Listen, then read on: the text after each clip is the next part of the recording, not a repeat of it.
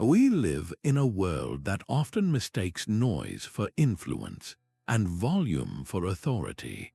From boardrooms to social media feeds, we're encouraged to speak up, speak often, and make sure our voices are heard above the rest. It's easy to believe that power belongs to those who command the room with their words, but what if that's not where true strength resides? What if, instead, real power comes not from how much we say, but from what we consciously choose to leave unsaid? The ancient philosophy of Stoicism offers a compelling counter-narrative to our modern obsession with constant communication. It teaches that genuine influence begins not with outward expression, but with inward discipline. Marcus Aurelius, one of history's most reflective leaders, captured this idea beautifully when he wrote, "You have power over your mind, not outside events." Realize this, and you will find strength. In those words, we find an invitation to reconsider what it means to be powerful. At the heart of Stoic thought lies the profound idea that self-mastery is the ultimate form of sovereignty. It isn't about controlling others, it's about governing our own impulses, reactions, and words. This philosophy invites us to cultivate cognitive control, emotional resilience, and purposeful communication qualities that allow us to move through the world with clarity, intention, and quiet confidence. Instead of being swept away by the urge to respond, defend, or assert ourselves at every turn, we learn the art of restraint. We discover that sometimes the most powerful statement is the one we don't make. This isn't about suppressing our voice, it's about refining it. It's about understanding that every word we speak carries energy, and every silence we keep can hold meaning. So what does it look like to embrace this hidden discipline? How might our lives change if we shifted our focus from speaking more to listening deeper, from reacting quickly to responding wisely? Throughout this video, we'll explore key Stoic principles that can help you reclaim your power through the practice of saying less. We'll delve into the role of deep listening, the conservation of mental energy, and the strength that comes from emotional detachment. We'll examine how purposeful silence can become a tool for clarity, connection, and even leadership. And I want you to reflect on this as we begin. When have you felt truly powerful? Was it when you voiced your opinion loudly, or when you held your peace with intention? What if the quietest moments in your life held the greatest potential for growth and influence? Let's embark on this journey together and rediscover the timeless wisdom of holding more power by choosing to say less.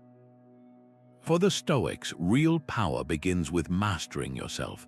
This is a profound shift from how we typically think about influence and control. In our everyday understanding, power is often seen as the ability to direct others, to command attention, or to impose our will on external events. But Stoic philosophy turns this notion completely inward. True power, they argued, is not about changing the world around you, but about governing the world within you, your judgments, your reactions, and your choices. It is the ultimate form of inner sovereignty, where you are no longer a slave to your impulses or to the opinions of others. This self-mastery is the foundation upon which all other strengths are built. This perspective stands in stark contrast to the common misconceptions that equate power with volume or visibility.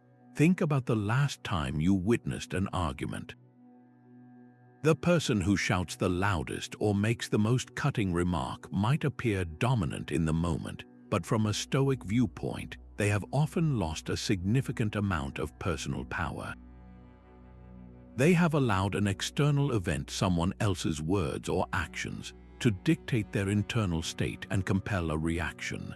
Their emotional response has control over them rather than the other way around. This is where the discipline of restraint becomes our greatest tool. By choosing not to react impulsively, we reclaim our authority. We demonstrate that our peace of mind is not for sale to the highest bidder in a conflict. Epictetus, a philosopher who began his life as a slave, understood the nature of true freedom and power better than most. His teachings constantly return to a single, vital distinction: the difference between what is within our control and what is not. Our opinions, our impulses, our desires, and our aversions, these are within our control. Everything else, from our reputation to the actions of other people, is not. Real power, therefore, flows from investing our energy exclusively in that inner realm we can actually govern. When we waste effort trying to control things we cannot, we inevitably feel weak and frustrated. But when we focus our power where it truly matters, we become unshakable. Consider a practical example. You're in a meeting and a colleague unfairly criticizes your work. The impulsive reaction, the one that feels powerful in the heat of the moment, is to immediately defend yourself, to counterattack, to prove them wrong. This might give you a fleeting sense of victory, but the Stoic approach would be to exercise restraint. You pause, you listen, you separate the facts of the criticism from the emotion behind it. You ask yourself what, if anything, is within your control here. You cannot control your colleagues' words or opinions, but you can control your response. By choosing a thoughtful silence instead of a heated reply, you preserve your composure and your power.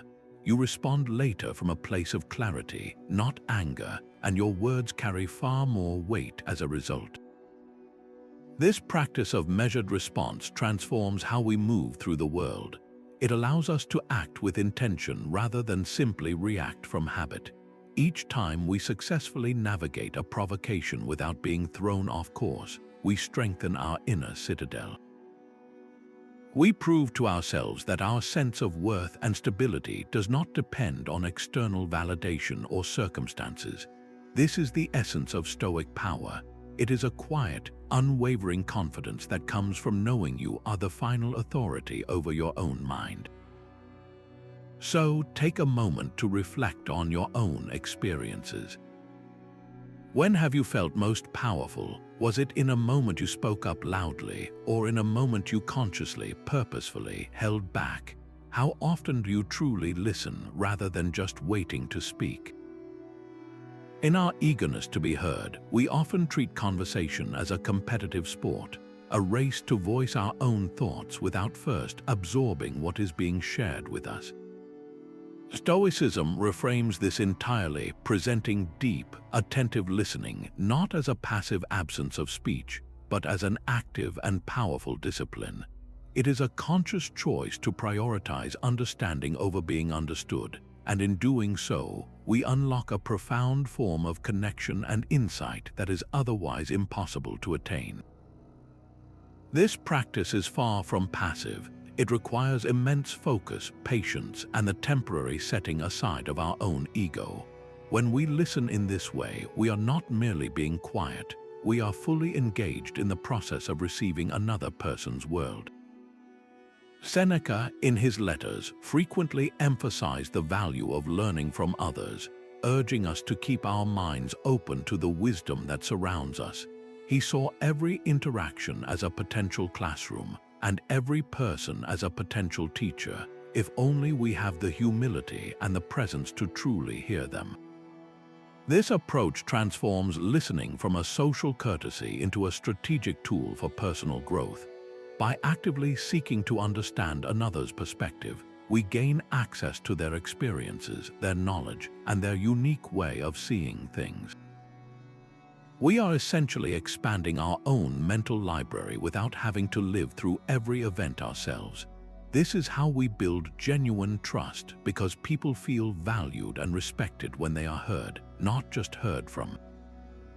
They sense that you are not simply formulating a counter-argument, but that you are making a sincere effort to stand in their shoes.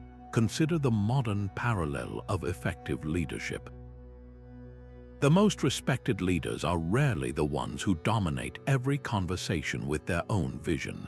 Instead, they are the ones who ask thoughtful questions and then truly listen to the answers. They understand that to lead is to serve, and you cannot serve effectively if you do not first understand the needs, concerns, and ideas of those you lead. This kind of leader uses listening as a diagnostic tool to grasp the real situation, not just the surface-level presentation. They listen to understand the root of a problem, not just to formulate a quick reply that makes them appear smart or in control. This Stoic approach to leadership builds loyalty and fosters an environment of collaboration because it is rooted in mutual respect rather than top-down authority.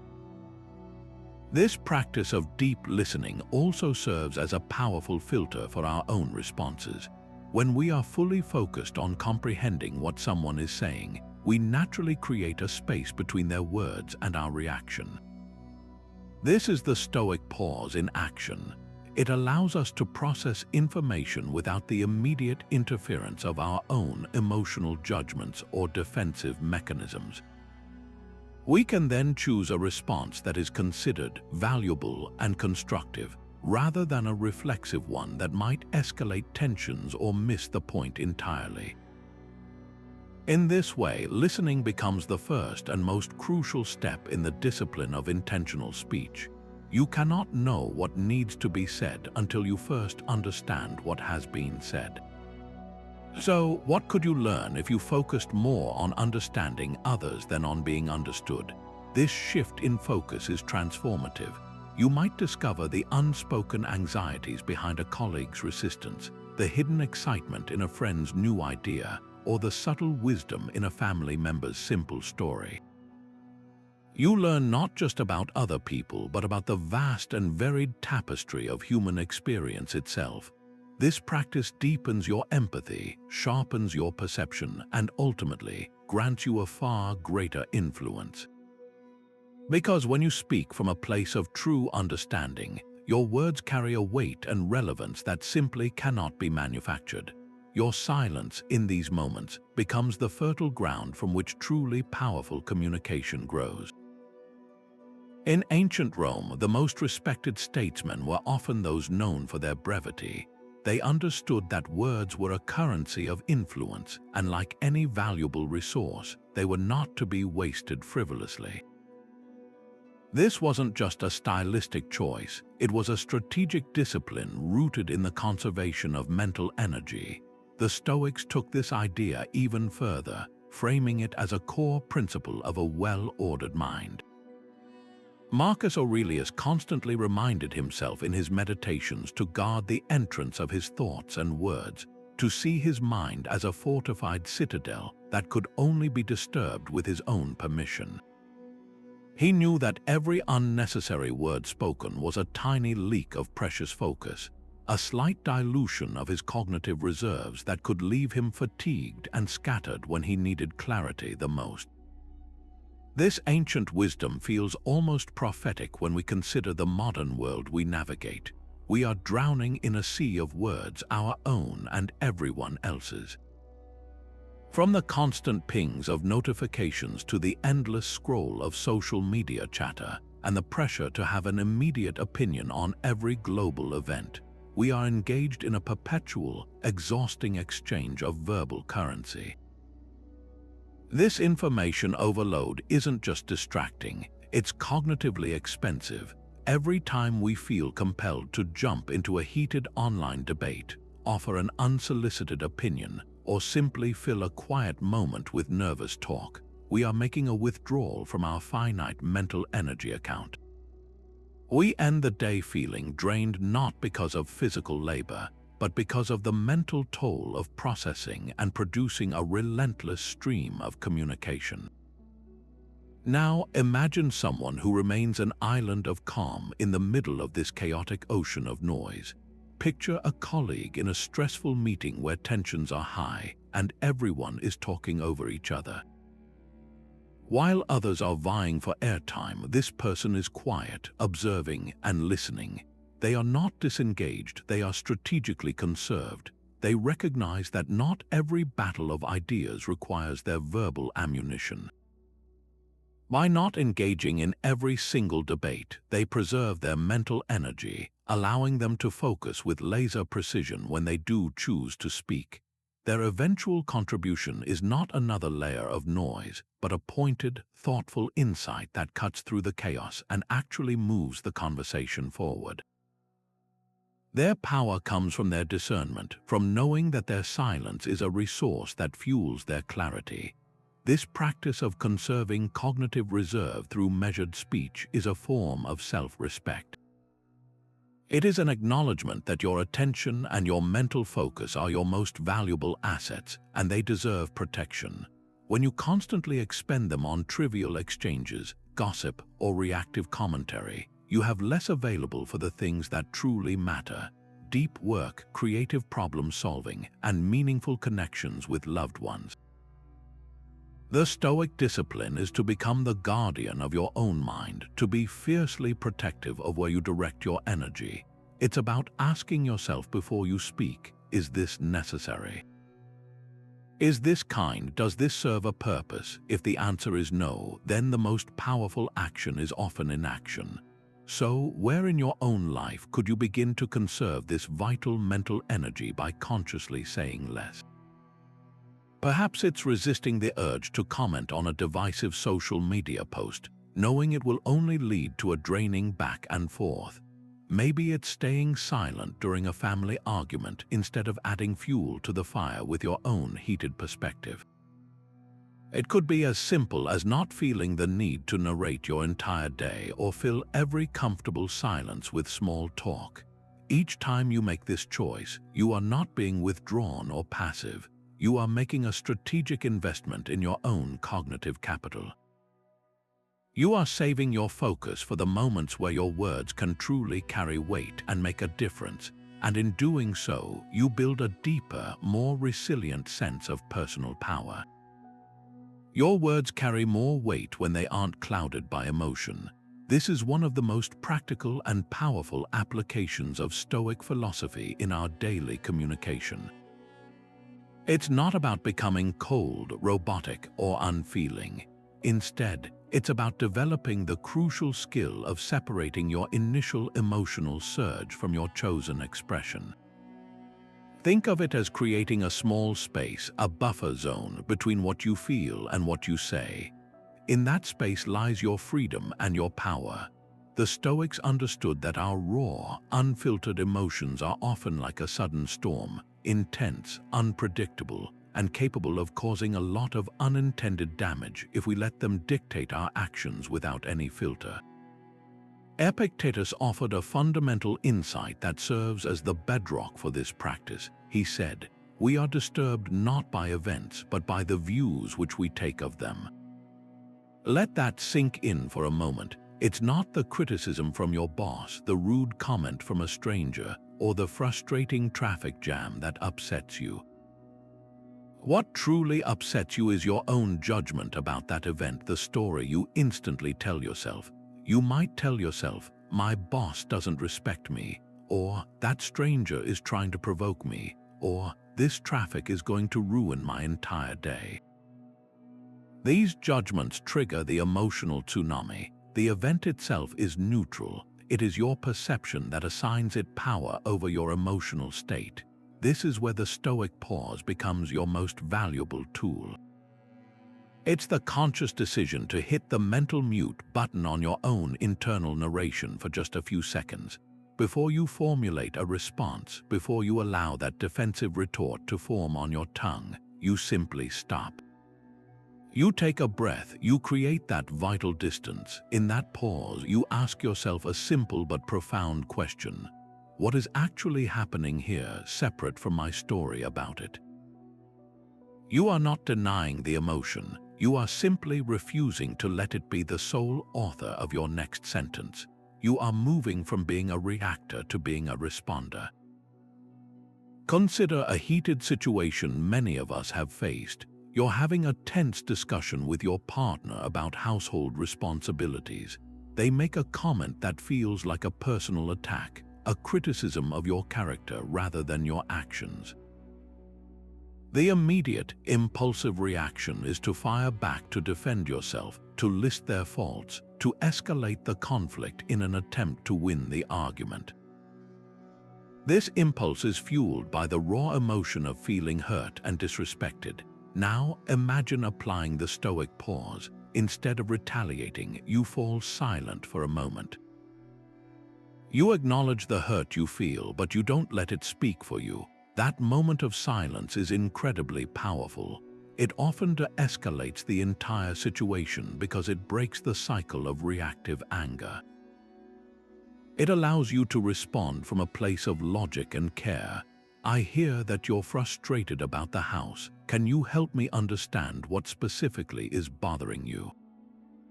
This shift doesn't guarantee there won't be a conflict, but it transforms it from a personal battle into a collaborative problem-solving session. This practice of emotional detachment is not suppression, it's clarification. It's the process of allowing the muddy water of your initial emotional reaction to settle so you can see the situation clearly.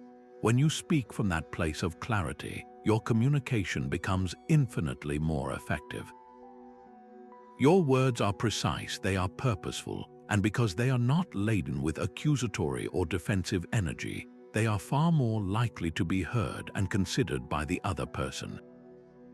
You maintain your composure, and in doing so, you hold your power rather than handing it over to the heat of the moment. So how might your interactions change if you committed to responding from logic rather than impulse? Conversations that once spiraled into arguments could become opportunities for genuine understanding. Feedback at work, even when critical, could be received as valuable data instead of a personal affront. You would find that you leave difficult discussions feeling calm and in control, rather than drained and regretful over things you wish you hadn't said. This isn't about winning. It's about maintaining your inner integrity and ensuring that your words are a true reflection of your intentions, not just a fleeting echo of your passing emotions. Seneca, the great Roman philosopher, put it perfectly when he wrote, "A great fortune is a great slavery. Not so with a great mind. The more it expands, the less room it leaves for superfluous things." This wisdom extends powerfully to our speech. For Seneca, and for Stoicism as a whole, the ability to say much in few words was not just a stylistic preference, it was a mark of a disciplined and virtuous mind. It signifies that you have done the hard work of refining your thoughts, of distilling complexity into its essential truth. Verbosity, on the other hand, is often a sign of an untrained mind, one that is still cluttered with uncertainty and desperate for validation. Every unnecessary word is a tiny admission that you haven't fully mastered the idea yourself, so you throw more words at it hoping something will stick. In the Stoic framework, excessive talk is viewed as a genuine vice because it represents a profound waste of precious resources, your time, your mental energy, and the attention of your listener. Time is our most non-renewable asset, the one thing the Stoics urged us to use with the utmost care and intention. When we drone on, circling a point without ever landing it, we are stealing time from ourselves and from others. We dilute the potency of our own message, burying the core insight under layers of qualification, anecdote, and repetition. The listener is forced to do the exhausting work of mining for your main point, and often they simply give up. The clarity of your communication is lost in the noise of your own delivery. This lack of precision is the opposite of virtue. It is a form of negligence toward your duty to communicate with integrity and respect for the shared moment. Think about the last time you were in a crucial meeting. There's often one person who feels the need to speak at length on every topic, offering lengthy preambles, personal asides, and restatements of what everyone already knows. Their contributions, while perhaps well-intentioned, become background noise. Then there's the person who remains mostly silent, listening intently. When they do finally speak, the room leans in. Their sentence is concise, their point is crystal clear, and it cuts directly to the heart of the matter. It's not that they have more knowledge, it's that they have more discipline. They have filtered out the static and are transmitting a pure signal. Their brief input often has more impact than all the lengthy speeches combined because it carries the weight of considered thought and respectful economy. It demonstrates power through precision. This principle extends far beyond the boardroom. Consider giving advice to a friend in distress. The impulse is to fill the space with our own stories, our own solutions, our own long-winded attempts to fix everything. But the most powerful comfort is often a few simple, carefully chosen words of empathy and presence, or sometimes no words at all. The brevity shows that you are focused on their need, not your own need to be seen as helpful. In our personal relationships, saying less can mean listening more, offering a quiet affirmation that speaks volumes compared to a flood of unsolicited opinions.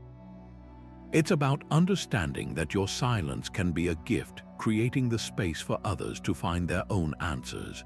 So I want you to take a moment and reflect on your own life. Can you recall a specific instance where choosing to say less actually allowed you to communicate with far greater clarity and impact? Perhaps it was when you offered a simple, "I understand," instead of a long explanation, and it was exactly what someone needed to hear. Maybe it was when you resisted the urge to defend yourself in an argument, and your silence said more than any retort ever could. That moment holds a key to a more powerful and stoic way of moving through the world where your words are few, but their meaning is deep, and your influence grows not from how much you say, but from the undeniable weight of what you choose to express. Marcus Aurelius wrote extensively about the concept of the inner citadel, a fortress of the mind that we can retreat to, a place of unassailable peace that is built on our own reason and virtue. He saw it as a sanctuary that no external event, no criticism, and no chaos could ever breach without our consent. This isn't about building walls to hide from the world. It's about cultivating an inner strength so resilient that the noise and opinions of the outside world simply cannot shake your core. Your inner citadel is where your true self resides, your values, your principles, your calm. And one of the most powerful, yet often overlooked, drawbridges to this fortress is your own speech. Every time we speak unnecessarily, we lower that drawbridge. We allow a piece of the outside world to cross over and influence what happens inside. Consider how often we voluntarily expose our inner peace to the turbulence of external validation. When we share a half-formed opinion online just to be part of the conversation, we open ourselves up to criticism and debate that can easily disrupt our equanimity. When we feel compelled to explain ourselves, to justify our choices, or to seek approval through our words, we are essentially handing over the keys to our inner citadel and asking others to tell us how to feel. Our sense of worth becomes tied to their reactions, their likes, their agreements, their dismissals. This is an incredibly vulnerable position. Excessive talking, especially about our plans, our dreams, or our insecurities, scatters our energy and leaves our most precious intentions exposed to the elements of others' judgments, which can quickly erode our motivation and our peace. We can see a powerful modern example of this in how certain respected public figures handle the media. While many celebrities and leaders engage in constant press tours and social media spats, the most enigmatic and often the most respected are those who are selectively silent. They understand that every interview, every tweet is a potential trap, a chance for their words to be taken out of context, twisted, or used to create a narrative they never intended. By choosing silence, they maintain an aura of mystery and control. They protect their inner world from the relentless scrutiny of the public eye. Their power comes not from what they reveal, but from what they choose to keep sacred and private. They guard their citadel fiercely, understanding that its strength depends on its boundaries. This practice is just as vital in our everyday lives, even if we're not in the public eye. Gossiping about a coworker might feel like a harmless way to connect in the moment, but it actually leaves a door open for guilt and negative energy to seep into our own minds. Constantly venting about our problems can reinforce a narrative of victimhood rather than empowerment. Even sharing our joys too freely can sometimes dilute them, as we start to seek external celebration rather than sitting fully in our own private contentment. Each time we speak without intention, we risk letting something into our citadel that doesn't belong there. So, I want you to take a truly honest moment for self-reflection. Ask yourself, what parts of your inner self, your deepest values or your most tender hopes, do you inadvertently expose and make vulnerable by speaking too freely? Are you giving away your peace by seeking agreement from people whose opinions don't truly matter? Are you scattering your creative energy by talking about projects before they're fully formed? Your words are not just sounds, they are the architects of your reality and the guardians of your inner world. Choosing silence is not about shutting down, it's about consciously deciding what deserves to cross the bridge into your sacred space and what should remain outside the walls. Do your words add value, or do they just fill the silence? This is the fundamental question at the heart of the Stoic practice of intentional speech. It moves beyond simply what we say and forces us to examine the deeper why behind our communication. For the Stoics, every word was an opportunity to practice virtue or to slip into vice. Speaking without a clear, beneficial purpose wasn't just a neutral act. It was seen as a form of waste, a misallocation of your energy and attention that could be better spent on meaningful thought or action. This transforms conversation from a passive social habit into an active discipline of constant discernment.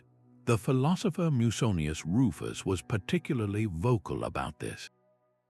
He taught that measured speech was a cornerstone of a good character, arguing that just as we wouldn't randomly scatter precious seeds on barren ground, we shouldn't carelessly scatter our words into any and every conversation. He believed that frequent speaking often leads to foolish speaking, and that a person who talks without thinking is like a city with broken walls, defenseless and vulnerable to every passing intrusion. The goal is to build those walls through discipline, to ensure that what passes through the gate of your lips has been carefully considered and deemed worthy of entry into the world. This isn't about being silent all the time. It's about ensuring that when you do speak, it is with purpose, clarity, and integrity. We can find a powerful modern application for this in our relationship with two of the most common forms of idle talk, gossip and complaint. Think about the last time you found yourself engaged in office gossip, dissecting someone else's choices or misfortunes. In the moment, it might feel like a harmless way to bond or pass the time. But from a Stoic perspective, this is a triple failure of intentional speech. First, it fails to add any real value to anyone involved. Second, it often harms the absent third party, violating the Stoic virtue of justice. And third, it corrodes your own character by training your mind to focus on the trivial and the negative rather than on what is constructive and within your control. Similarly, habitual complaining is often just verbal wheel spinning. It's the act of expending energy describing a problem without taking any purposeful action to solve it or accepting what cannot be changed.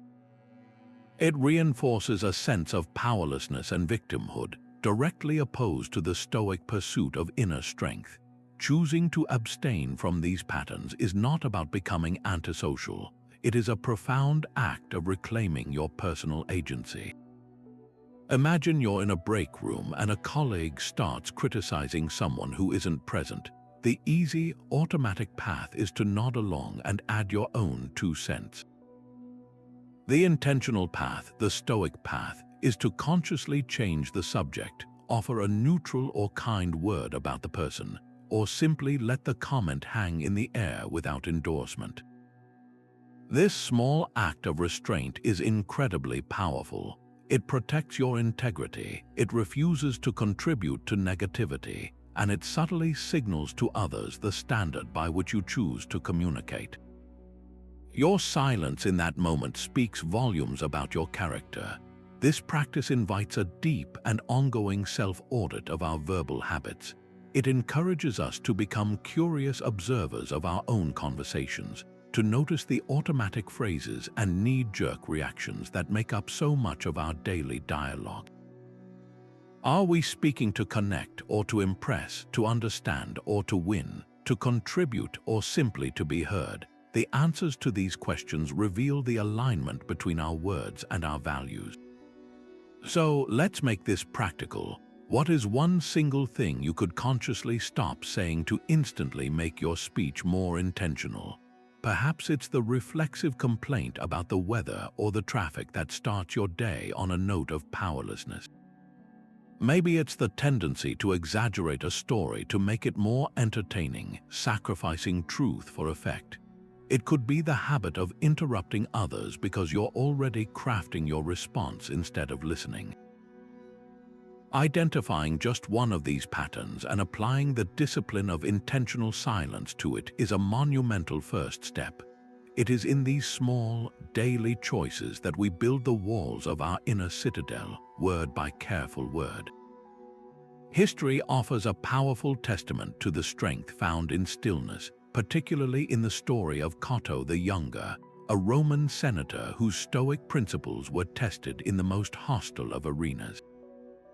During a political debate, an opponent named Quintus Metellus, hoping to provoke and humiliate him, resorted to pulling Cato's toga and even yanking him from the speaker's platform. The crowd grew tense, expecting a furious retaliation or at least a sharp verbal rebuke. But Cato simply stood up, straightened his toga, and continued speaking as if absolutely nothing had happened. His complete and utter silence in the face of the physical insult was not a sign of weakness or fear.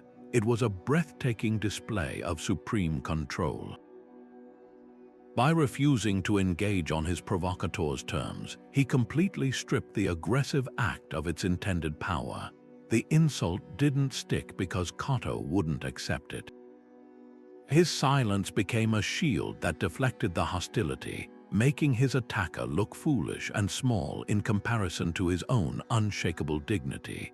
This is the essence of using restraint as a form of control, not control over the other person, but total command over your own reactions. This approach is deeply rooted in the Stoic understanding of anger, which Seneca analyzed with the precision of a psychologist. He saw anger as a temporary madness, a fire that quickly consumes the person who holds it.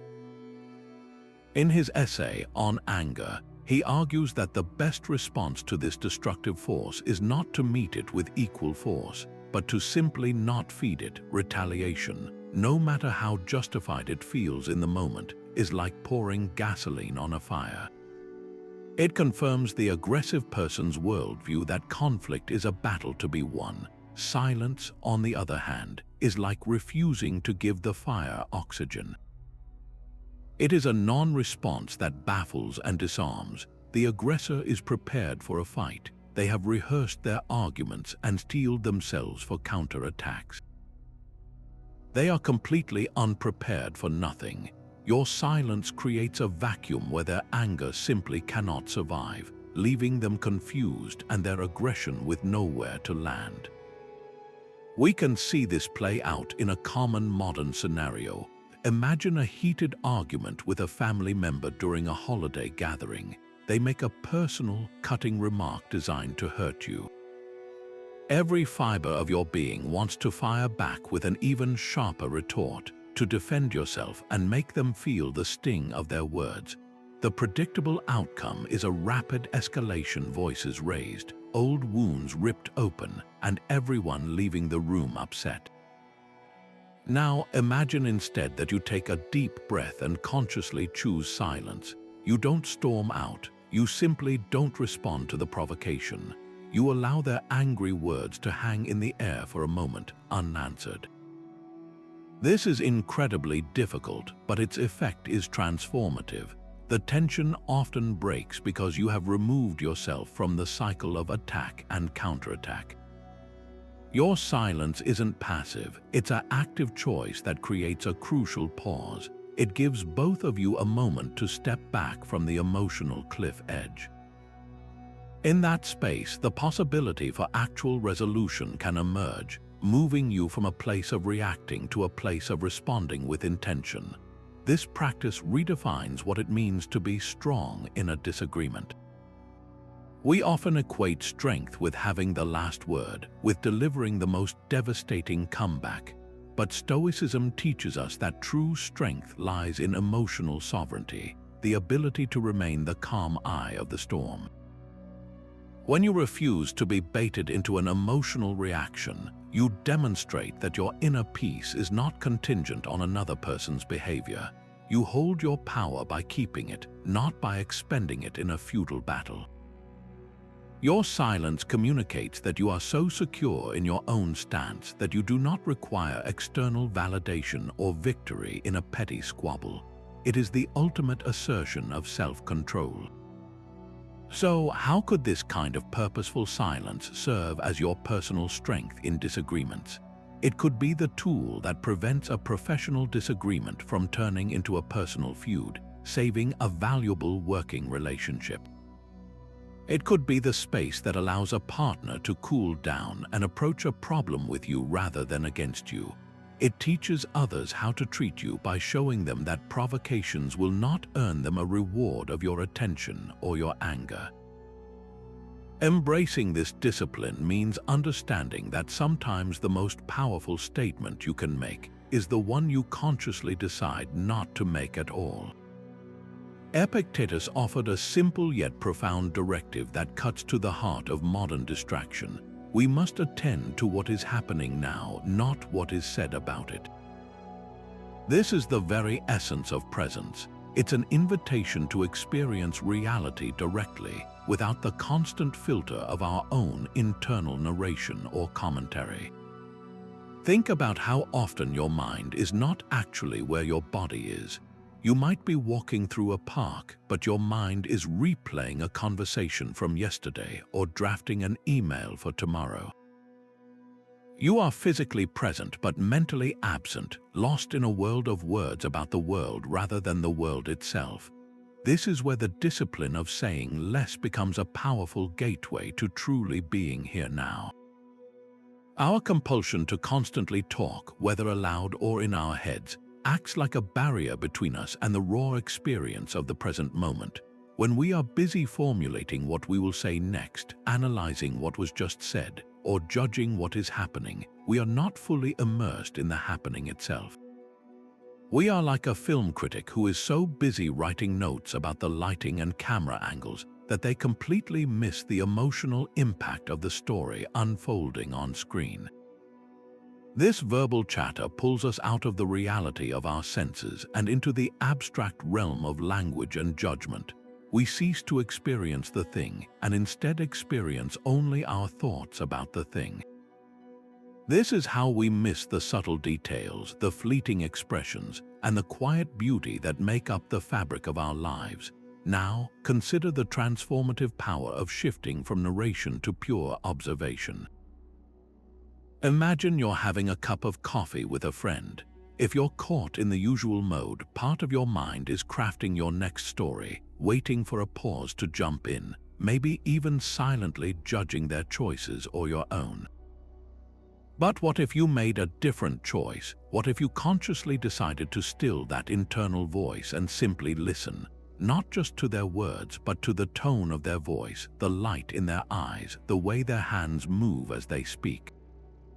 Without the mental noise of preparing your response, you become a deep reservoir of attention.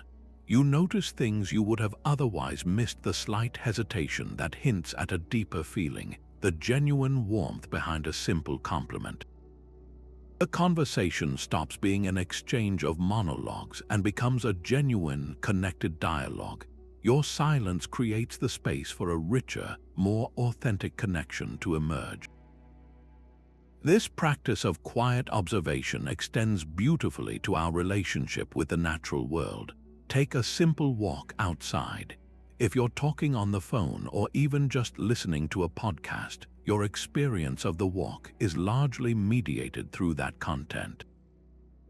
But if you walk in silence, something remarkable happens. Your awareness expands. You begin to notice the intricate pattern of veins on a leaf, the way the sunlight dapples through the branches, the complex scent of damp earth after a rain, the distant call of a bird you've never consciously heard before. This isn't just a pleasant sensation, it's a form of active meditation that grounds you firmly in the here and now. By shutting off the faucet of your own speech, you allow your senses to drink deeply from the world around you. This is what Epictetus meant by attending to what is happening. It is a direct, unedited encounter with reality that fosters a profound sense of peace and connectedness. So I want you to take a quiet moment to look inward and ask yourself a very personal question. In your own life, when do you feel most truly and completely present? Is it when you are in the middle of explaining your point of view, your mind racing to find the right words? Or is it in those rare moments of absorbed silence when you are listening intently to a piece of music, watching waves crash on the shore, or simply holding the hand of someone you love with no need to say anything at all? That feeling of deep immersion where time seems to soften and your sense of self merges with the experience is almost always found in the quiet spaces between our words. It is in that stillness that we stop interpreting life and finally start to truly live it. Speaking to impress others often comes from a place of insecurity. It's that subtle, often unconscious, fear that who we are and what we've done isn't quite enough on its own, that we need the approving nods and verbal accolades from those around us to feel truly solid in our own skin. This hunger for external validation is like building your home on shifting sand. Your sense of worth and stability becomes entirely dependent on the ever-changing winds of other people's opinions, which you can never truly control. The Stoics identified this desperate need for approval as a major source of anxiety and weakness, a leak that constantly drains our inner power. They proposed a radical alternative: to derive your entire sense of worth from an internal scorecard, from your own unwavering commitment to living with virtue and integrity, regardless of who is watching or what they might say. Marcus Aurelius, despite being the most powerful man in the known world, constantly reminded himself that the applause of the crowd was fleeting and ultimately meaningless. In his private meditations, he wrote, "It never ceases to amaze me. We all love ourselves more than other people, but care more about their opinion than our own." He was pointing out this fundamental human paradox. We are, each of us, the center of our own universe, yet we so easily hand over the keys to our self-esteem to strangers and acquaintances alike. His solution was to practice rigorous self-validation. He would ask himself not, "What will people think of this?" but, "Is this action just? Is it honest? Is it courageous?" His worth was measured against his own internal virtues, not the external reactions he received. This is the cornerstone of Stoic power, building an unshakable foundation within yourself that no amount of praise can inflate and no amount of criticism can demolish. Imagine a common modern scenario. You've just achieved a significant personal goal. Maybe you finished a major project, received a promotion, or ran a marathon. The immediate impulse is to share it. There's nothing inherently wrong with that. But notice the subtle difference in intention. Are you sharing to connect and celebrate, or are you sharing because you're anxiously awaiting the congratulations, the likes, the comments that will finally make the achievement feel real and validated. Now imagine the alternative. You achieve that goal. You feel the surge of pride and accomplishment, and then you consciously sit with that feeling. You allow yourself to fully absorb the satisfaction that comes from knowing you set a difficult task and saw it through. You validate yourself. You might still choose to share the news later, but you do it from a place of quiet confidence, not from a place of hunger. The need for the external reaction is gone. If the praise comes, it's a pleasant bonus. If it doesn't, your sense of accomplishment remains entirely intact because it was never contingent on anyone else's acknowledgement in the first place. This shift is incredibly liberating. It means you can speak your truth without needing everyone to agree with it. You can pursue a creative passion without needing it to go viral to feel worthwhile. You can wear what you like, enjoy what you like, and live how you like without the constant background noise of wondering what people will think. Your speech becomes purer, more authentic, because it's no longer filtered through a lens of how it will be received. You stop boasting because you no longer need to prove anything. You stop over-explaining and justifying your choices because you are secure in them. Your words become less frequent, but infinitely more powerful because they are no longer tools for seeking approval but genuine expressions of your internal world. So, I want to invite you to turn that lens inward for a moment. Where in your own life do you catch yourself seeking that validation through your words? Is it in the subtle way you mention your job title or your accomplishments in conversation, hoping to see a flicker of respect in someone's eyes? Is it in the constant need to post your life events on social media, measuring your joy by the number of hearts it receives? Or is it in the way you quickly justify your decisions to others, preemptively defending yourself against potential criticism that may never even come?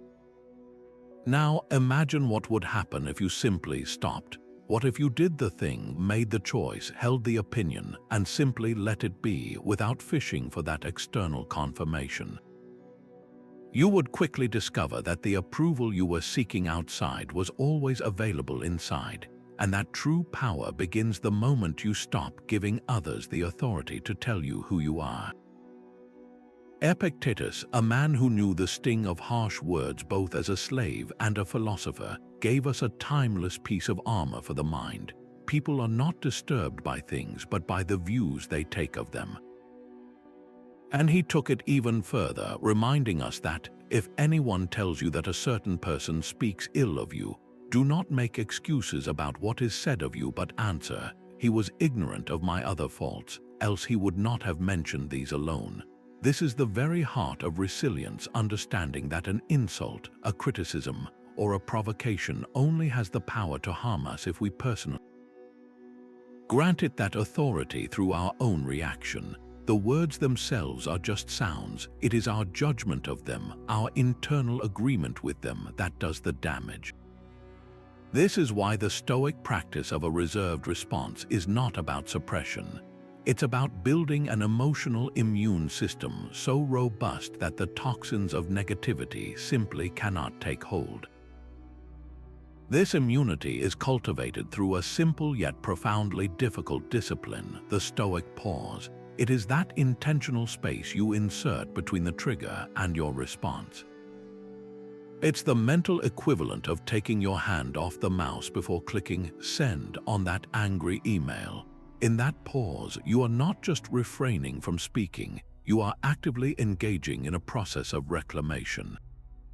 You are reclaiming your right to choose your state of mind. You are stepping back from the edge of the emotional cliff and asking yourself the essential Stoic questions. Is this within my control? What is the true nature of this event, separate from my heated story about it? What would a wise and virtuous response look like? This pause is where your power lies. It is the difference between being a puppet whose strings are pulled by every external comment and being the puppeteer who decides which strings to engage with and which to simply let lie. We can see this principle embodied in the conduct of many respected public figures, but perhaps none more clearly than the Dalai Lama. For decades, he has faced immense criticism, slander, and outright hostility from powerful entities. Yet he rarely, if ever, engages in public rebukes or petty disputes. His response is consistently one of calm compassion and unwavering focus on his core message of peace. He does not feel compelled to defend his reputation or correct every misrepresentation in the media. This is not a sign of weakness or acquiescence. It is a breathtaking display of resilience. By not engaging on the level of personal attack, he refuses to drain his energy into endless, fruitless battles. He conserves his emotional and mental resources for the work that truly matters, all the while maintaining a dignity that is impervious to the slings and arrows of his opponents. His silence is not empty, it is full of a strength that comes from absolute self-assurance. This practice transforms resilience from a concept into a tangible skill you can use in your daily life. Imagine you receive a harsh, unfair critique from your manager in a group email. The immediate, visceral reaction is one of humiliation and anger. The impulsive response is to fire off a defensive reply, CCing everyone to prove your point and clear your name. This feels powerful in the moment. It feels like fighting back, but the Stoic pause invites you to do the opposite. Close the email, walk away, breathe. Allow the initial wave of emotion to crash against the shore of your awareness and then recede. In the calm that follows, you can assess the situation with clarity. You might realize that a public rebuttal will only make you look defensive and escalate the conflict. A more resilient and ultimately more powerful response would be to request a private conversation where you can understand their concerns and calmly present your perspective.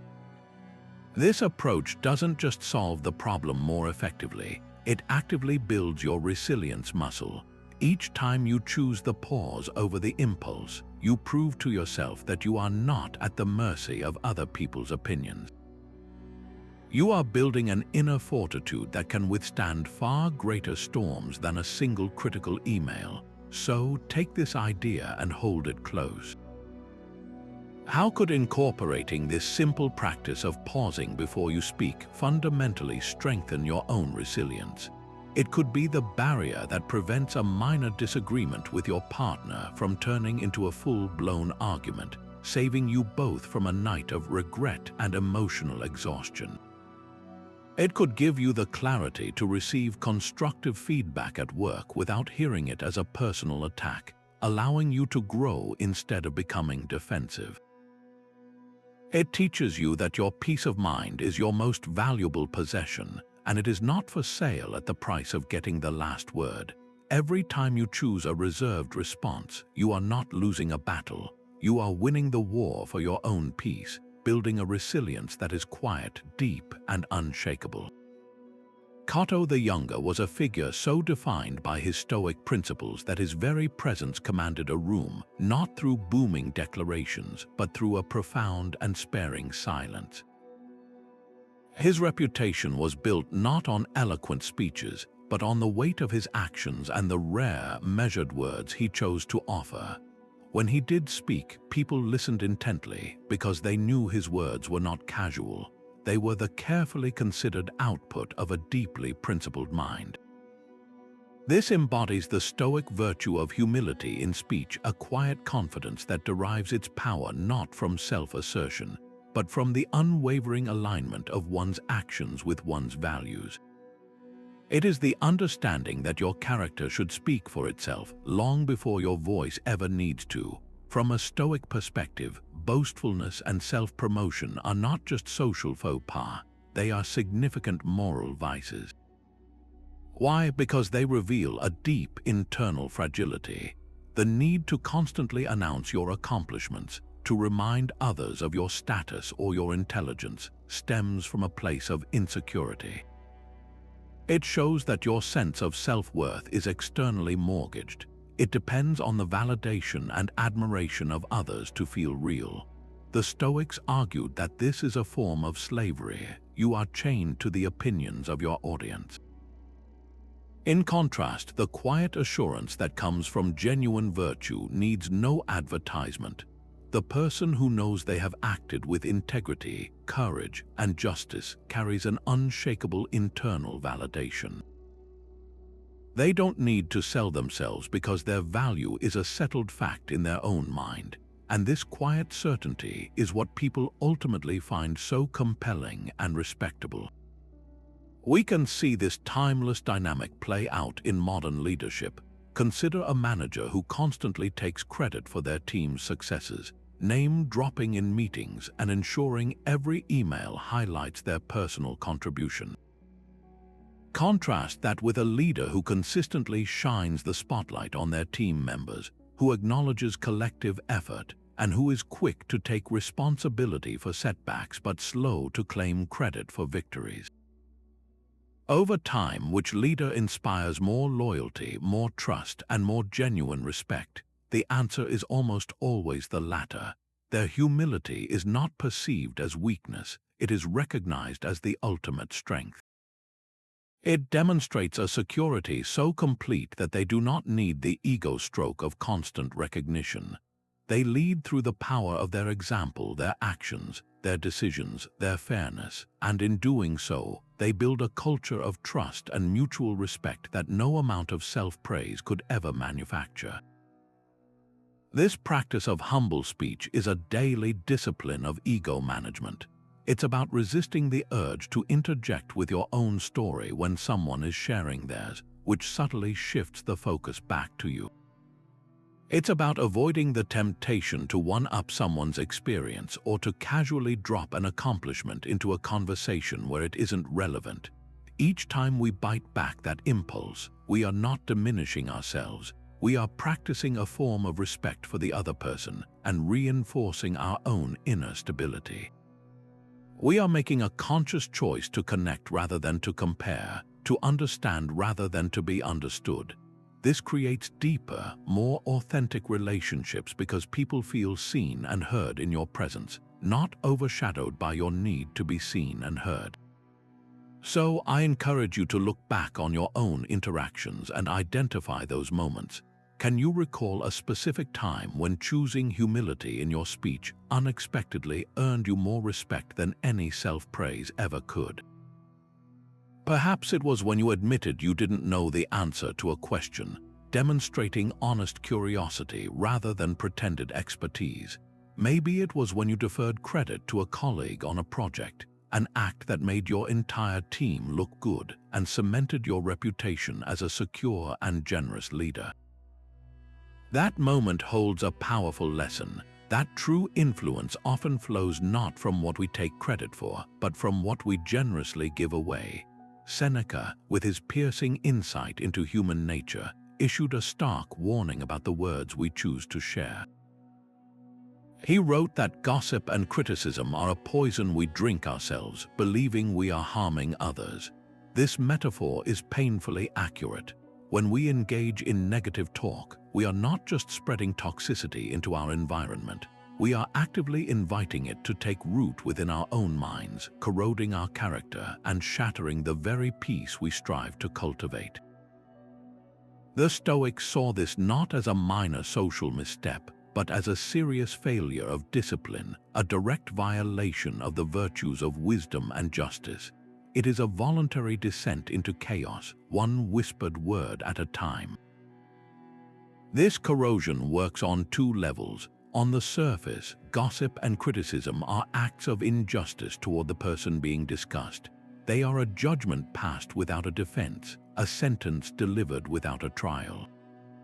Even if the information is true, sharing it without a necessary and beneficial purpose is often just a veiled form of cruelty or a bid for social bonding at someone else's expense. But the deeper, more insidious harm is the damage we do to ourselves. Every time we participate in negative speech, we are training our own minds to focus on the flaws of others. to seek out the worst in people, and to view the world through a lens of judgment and cynicism. We are essentially programming our brains for negativity, making it harder to access gratitude, compassion, and contentment. We become the kind of person who sees problems instead of possibilities, faults instead of humanity. This internal shift is the real poison. It transforms our own character from the inside out. Consider the all-too-relatable environment of an office break room. A colleague leans in and starts to dissect the personal life or professional mistakes of someone who isn't present. The easy, automatic path is to nod along, to offer a sympathetic sigh, or even to add your own piece of hearsay. It feels like a harmless way to connect, to pass the time, to feel included in the social circle. But the Stoic choice, the disciplined choice, is to recognize this for what it is, a trap. By engaging, you are not only potentially spreading misinformation and harming an absent colleague's reputation, but you are also sacrificing a piece of your own integrity. You are choosing the fleeting social validation of the gossiper over the lasting peace of your own conscience. The alternative is not to deliver a moral lecture, which would only create alienation. It can be as simple as offering a neutral comment like, "I try not to speculate about people's personal situations," or gracefully changing the subject to a work project or a neutral topic like a recent film. This small act of restraint is a powerful declaration of your values. It protects your inner citadel from the invasion of negativity and quietly signals the standard by which you choose to live. This practice invites a rigorous and honest self-audit of our speech patterns. It asks us to become curious observers of our own conversations, to notice the automatic ways we might slip into complaining, judging, or sharing information that isn't ours to share.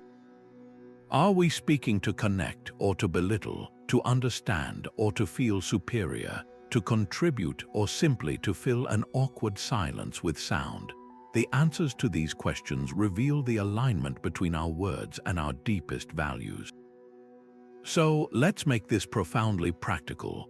What is one specific negative speech habit you could consciously identify and eliminate from your daily life to better align with these Stoic principles? Perhaps it's the reflexive complaining about your commute that starts every workday on a note of powerlessness. Maybe it's the habit of criticizing public figures you've never met, which trains your mind in contempt rather than understanding. It could be the subtle art of the backhanded compliment, which masks criticism as praise. Choosing one pattern and applying the discipline of intentional silence to it is a monumental step. It is in these daily, seemingly small choices that we stop drinking the poison and start building a character defined not by the faults it points out in others, but by the integrity it cultivates within.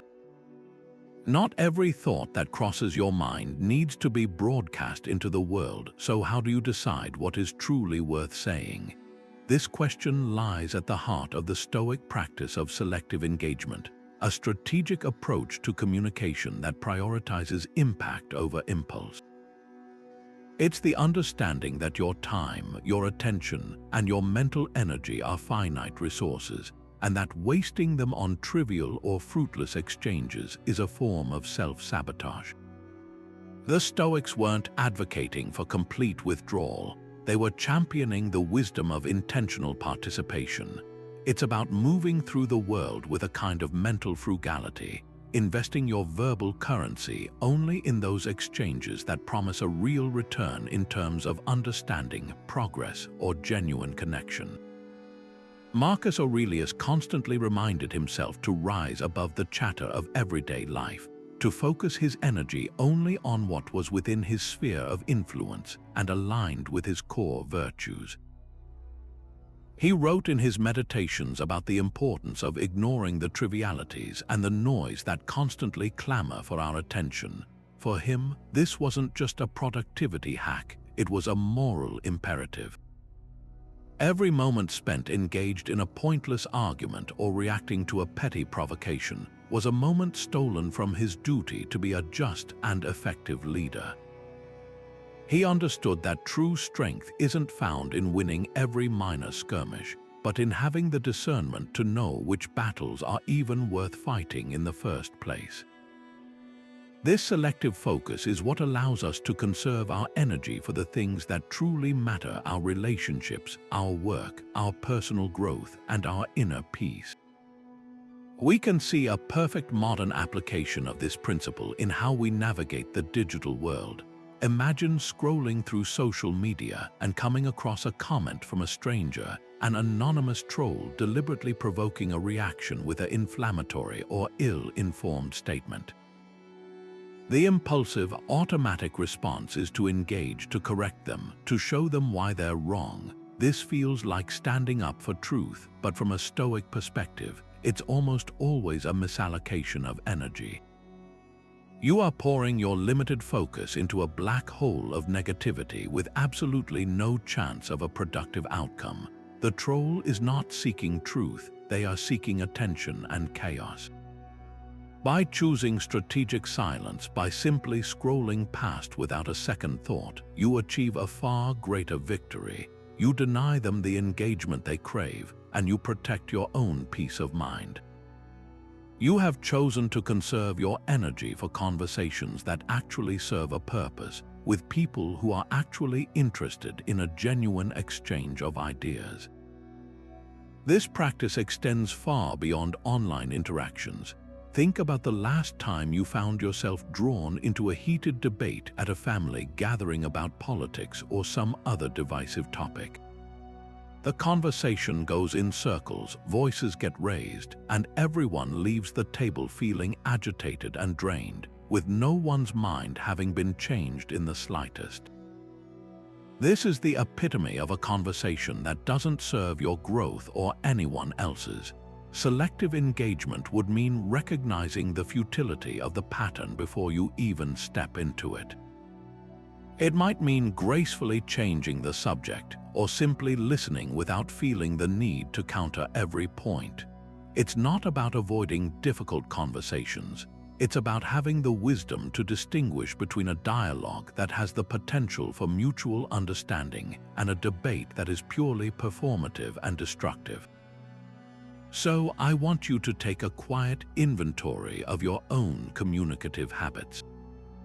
Where in your life are you currently wasting precious energy on conversations that ultimately don't serve your growth or contribute to your peace? Is it in the repetitive complaining sessions with a certain colleague that leave you feeling more negative about your job? Is it in the need to have the final word in every minor disagreement with your partner, even over the most inconsequential things? Or is it in the constant consumption of and reaction to the outrage-driven media designed to keep you perpetually engaged and agitated? Identifying these energy leaks is the first step toward plugging them. Each time you consciously choose silence over a fruitless argument, you are not conceding.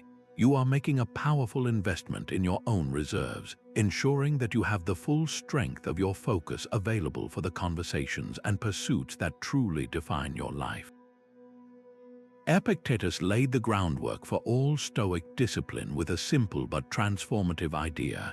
We must first discipline our thoughts if we ever hope to discipline our words. He understood that the battlefield for self-control isn't out in the open in our spoken arguments or conversations. It's hidden within the private, often chaotic theater of our own minds. Our internal dialogue, that constant stream of commentary, judgment, and reaction, is the factory where our outward speech is manufactured. Every word we speak aloud is first filtered, shaped, and often distorted by this inner narrator. If that internal voice is frantic, judgmental, or insecure, it will inevitably produce speech that is reactive, defensive, or careless. But if we can learn to calm that inner storm, to introduce a measure of peace and order into our private thoughts, then our outward expression naturally becomes more measured, more intentional, and more powerful. This connection between our inner world and our outer communication is absolute. Think of your internal monologue as the source of a river. You cannot have a clean, clear river flowing downstream if the source is muddied and polluted. If your mind is filled with self-critical chatter, anxious forecasting about the future, or resentful replaying of past slights, that toxicity will eventually seep into your conversations. You might find yourself snapping at a loved one not because of anything they did in that moment, but because your inner voice was already agitated from a stressful day. Conversely, a mind that has been trained toward calmness and clarity becomes a source of pure, potent communication. When your internal dialogue is compassionate and reasoned, your spoken words carry that same quality, often without any conscious effort. The discipline of managing this inner speech is therefore the most fundamental form of self-control. It's about cleaning the water at its source, ensuring that what flows out into the world is beneficial rather than harmful. One of the most practical and powerful Stoic tools for refining this inner dialogue is the practice of journaling. This isn't about keeping a diary of events, but rather engaging in a structured form of self-examination. Imagine you're feeling a surge of anger after a difficult interaction. Your inner voice is loud, repeating the unfairness of it all, crafting perfect rebuttals and feeding the emotion.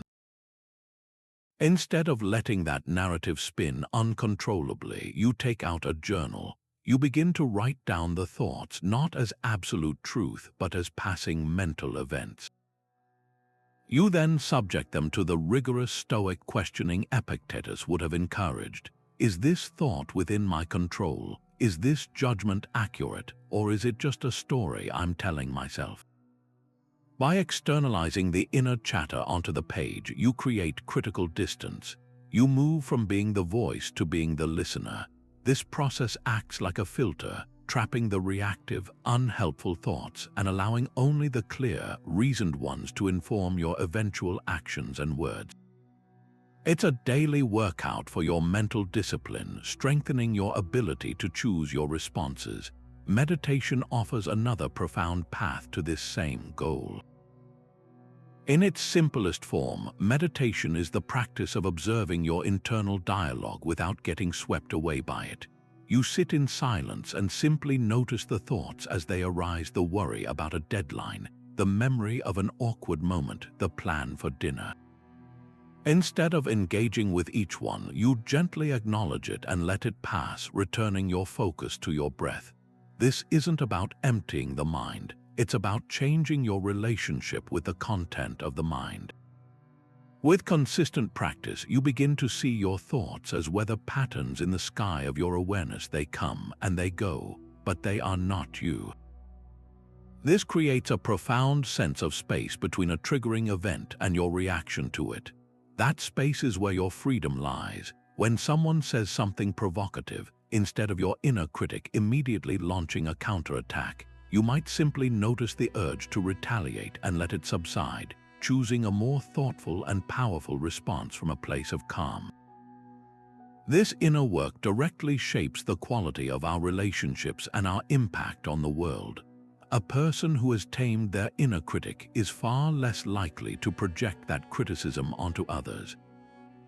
Someone who has learned to soothe their own anxious self-talk won't feel the need to constantly seek reassurance through their words, burdening their relationships with their unmet needs. The discipline of internal silence creates a reservoir of peace that you can then bring into your interactions, making you a more present and grounded listener, a more thoughtful speaker, and a more stable force in the lives of those around you.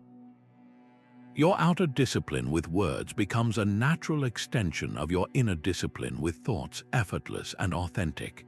So, let's turn this inward with a moment of honest reflection.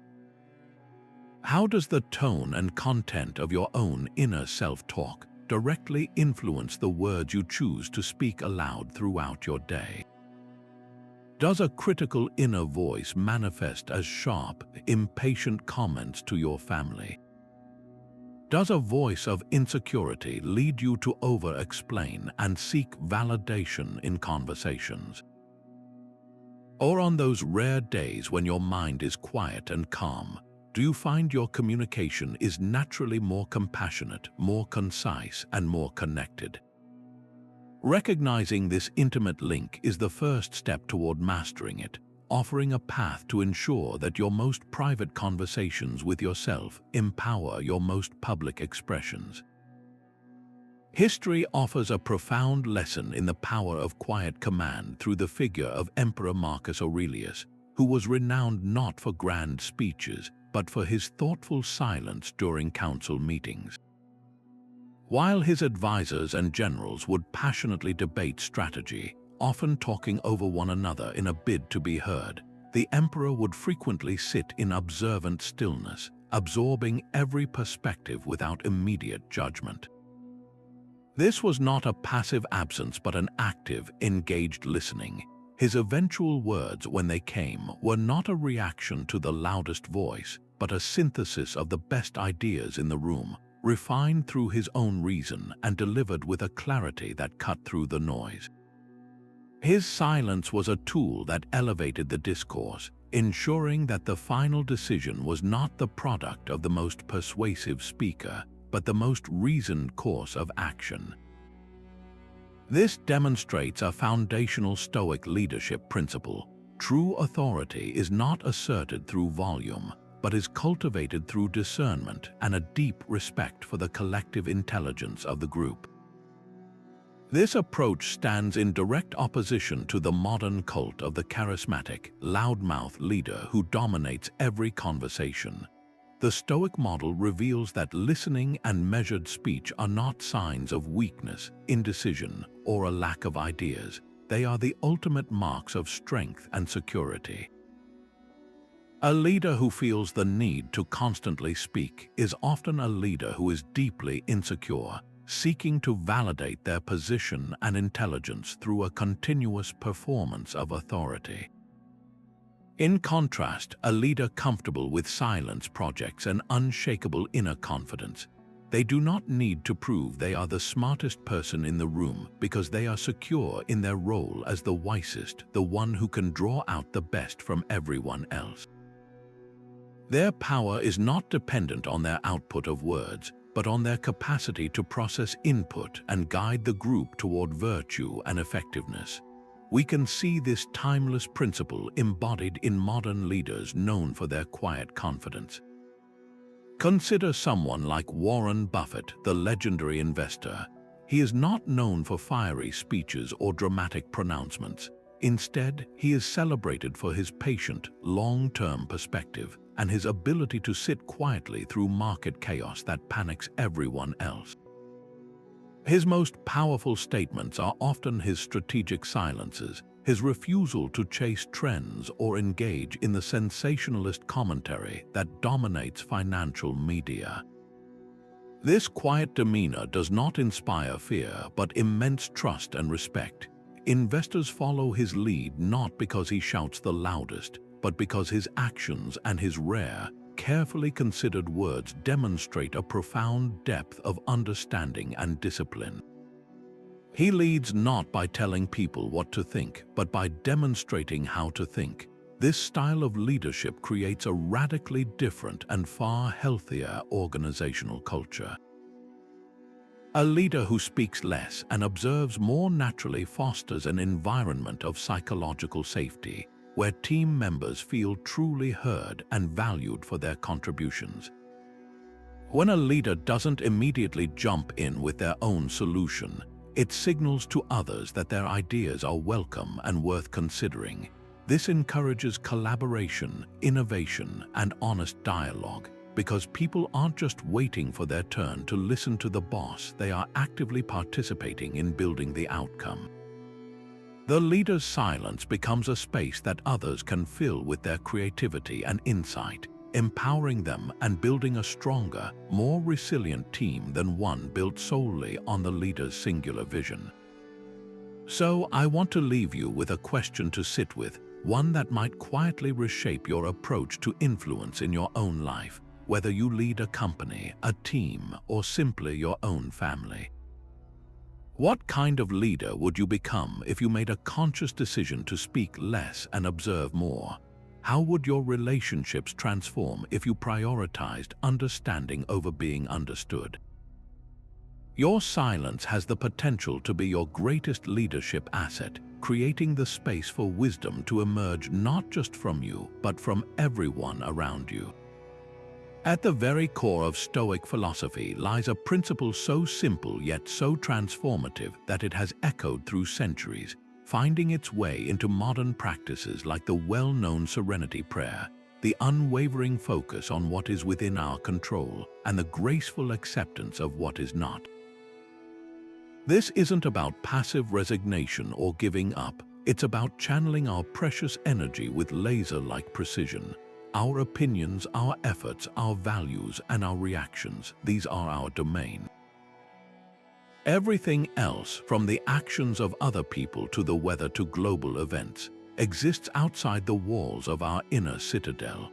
Arguing, complaining, or even just incessantly talking about these external events is perhaps the most common and draining form of misallocated energy we engage in. It is a verbal fight against reality itself, a battle we are guaranteed to lose every single time. This is where a purposeful silence becomes far more than just not speaking. It becomes a profound act of wisdom and acceptance. When we choose not to complain about the traffic jam, the long line at the store, or the rain that ruined our picnic, we are not just avoiding negative talk. We are actively practicing the Stoic art of acceptance. Our silence in these moments is a quiet nod to the nature of the universe, an acknowledgement that some things simply are what they are. It is the verbal equivalent of lowering our fists and stopping the fight with an opponent that doesn't even know we're there. This kind of silence is powerful because it signifies that we understand the boundaries of our own influence. We save our words and, more importantly, our emotional and mental resources for the arenas where they can actually make a difference. Consider a mundane but universal example. You're running late for an important appointment and you hit every single red light on the way. The automatic, habitual response is to fill the car with frustrated commentary. Come on, why is every light red? This always happens to me. This is going to ruin my entire day. This verbal venting feels momentarily satisfying, as if we are taking action by expressing our displeasure. But in reality, we are only amplifying our own stress. We are arguing with the traffic lights, and we will always lose that argument. The Stoic approach is to observe the red light, acknowledge the delay, and fall into a calm silence. In that silence, you might take a deep breath and use the unexpected pause to collect your thoughts for the meeting ahead. You accept the situation you cannot change and redirect your focus to the one thing you can control completely, your own state of mind and your preparedness. Your silence becomes an active practice of peace, not a passive surrender. This discipline extends to far more significant areas of life than traffic. We often expend thousands of words worrying aloud about economic trends, political outcomes, or the choices other adults make in their personal lives. We host mental talk shows in our heads, drafting speeches and arguments about events we have absolutely no power to alter. This constant verbal and mental churn creates a background static of anxiety and powerlessness. Choosing silence on these topics, both externally and internally, is like turning off a noisy radio that has been playing in the background for years. The sudden quiet is startling, and it creates space for you to finally hear yourself think about what truly matters, your own choices, your own character, and your own next right step. So let's turn this inward for an honest assessment. Where in your own daily life do you find yourself expending the most words, mental energy, and emotional frustration on things that are ultimately beyond your control? Is it in the daily commentary on the weather, as if your disapproval could change the forecast? Is it in the lengthy dissections of a celebrity's personal life or a politician's latest scandal? Or is it in the repeated arguments you have in your own mind with someone who wronged you years ago, a conversation that will never actually happen? Now imagine the sense of liberation and reclaimed power you would feel if you consciously replaced that wasteful expenditure with a calm, accepting silence. How much mental bandwidth would you free up for the projects and people you truly care about? How much more peaceful would your inner world become if you stopped trying to negotiate with reality and simply started living within it? Seneca, one of the wisest and most prolific Stoic philosophers, ended each day with a powerful ritual.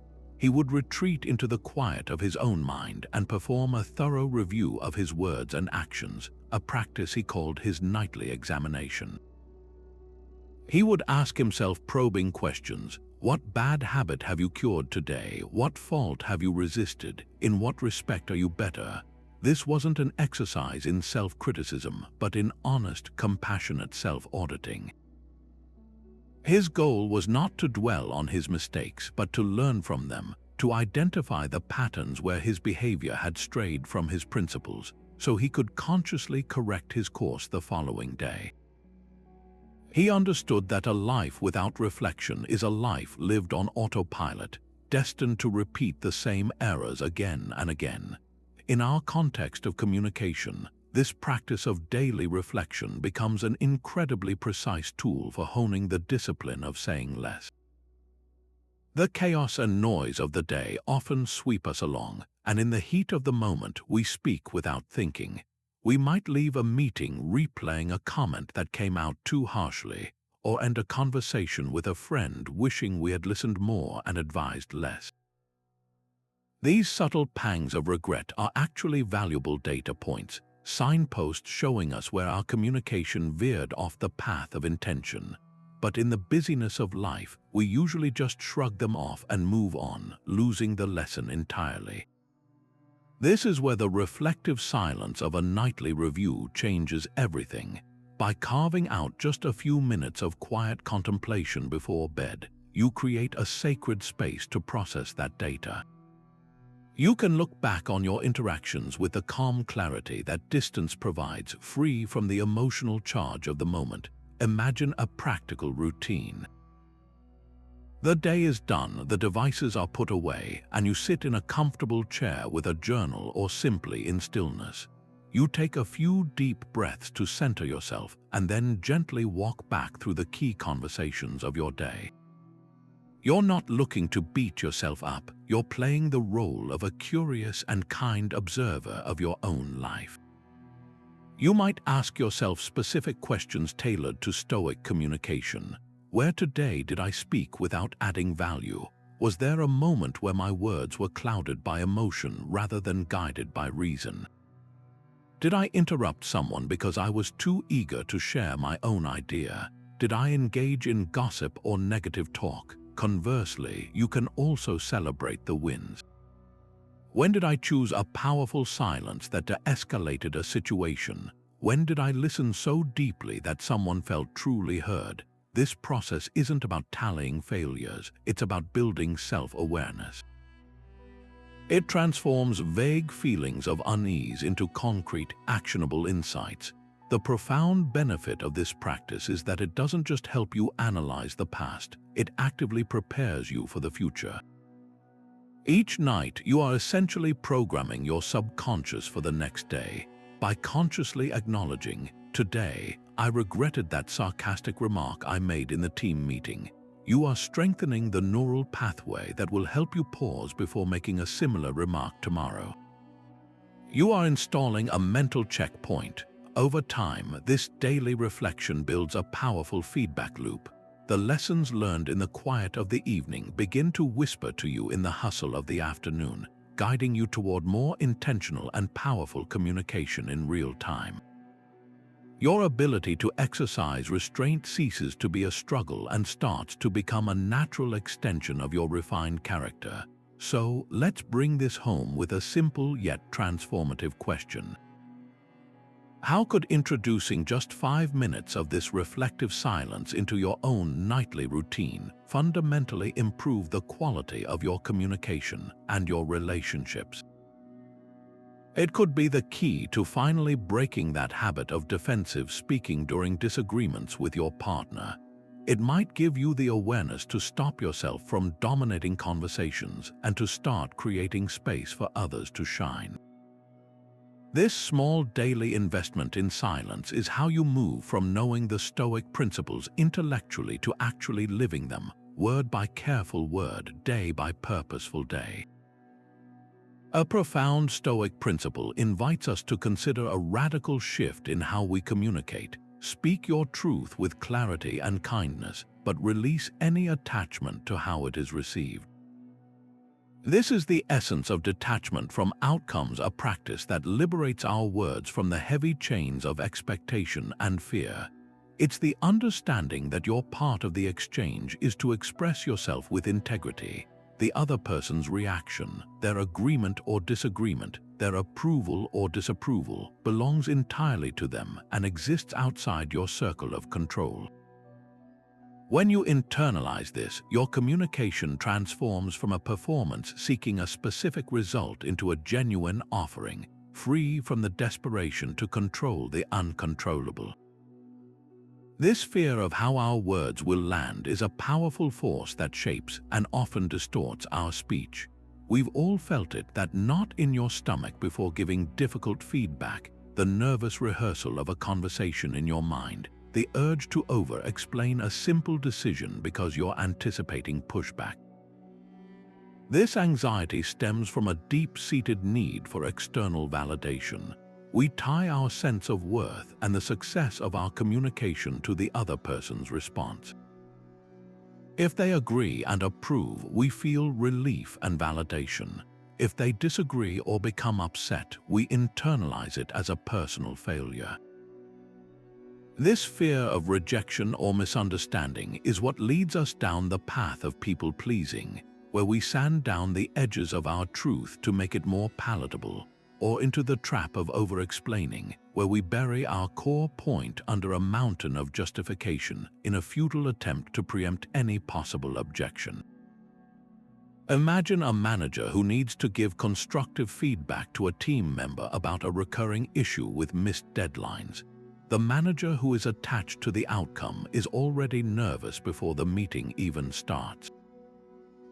They are invested in the employee taking the feedback well, not getting defensive, and immediately promising to improve. This investment warps their delivery. They might sugarcoat the problem so much that the message is lost, or they might become overly apologetic and hesitant, undermining their own authority. Their focus is on managing the employee's reaction, not on delivering clear, helpful information. Now, picture the manager who practices detachment. They enter the same meeting having prepared thoughtful, specific examples. They deliver the feedback calmly and directly, focusing on the work and the impact, not on the person's character. They do this because it is their responsibility to provide clarity. It is the right thing to do. Then they release the outcome. If the employee becomes defensive, the manager doesn't take the bait or see it as a failure. They listen, they might clarify, but they don't escalate or backtrack. They understand that the employee's defensiveness is their own to manage. The feedback was given with integrity. How it is received is not the manager's burden to carry. This approach is not cold or uncaring. In fact, it is the highest form of respect, as it treats the other person as an adult capable of handling their own emotions. This practice invites a deep level of self-honesty. It asks us to audit our conversations and notice the subtle, often invisible, ways we modify our speech based on desired outcomes. Do you hold back a differing opinion in a group setting because you want to be seen as agreeable? Do you offer a compliment with an unspoken hope for one in return? Do you state a boundary but then immediately undercut it because you're afraid of seeming difficult? Each time we do this, we are handing a piece of our autonomy over to someone else, making them responsible for our emotional state. The Stoic alternative is to pull that power back inside yourself. Your worth is not determined by the outcome of a single conversation. Your value is not diminished by someone's misunderstanding. When you speak from this place of internal security, your words carry a new kind of weight. They are clean, clear, and unburdened by neediness. They become a purer expression of who you are and what you stand for. So let's turn this into a practical moment of reflection. When in your own life do you most noticeably change your natural way of speaking because you are hoping for a specific reaction from someone else? And what would it feel like? What might become possible if you simply didn't? If you expressed your idea, set your boundary, or gave your feedback with full commitment to the truth of it, and then let the reaction be whatever it will be.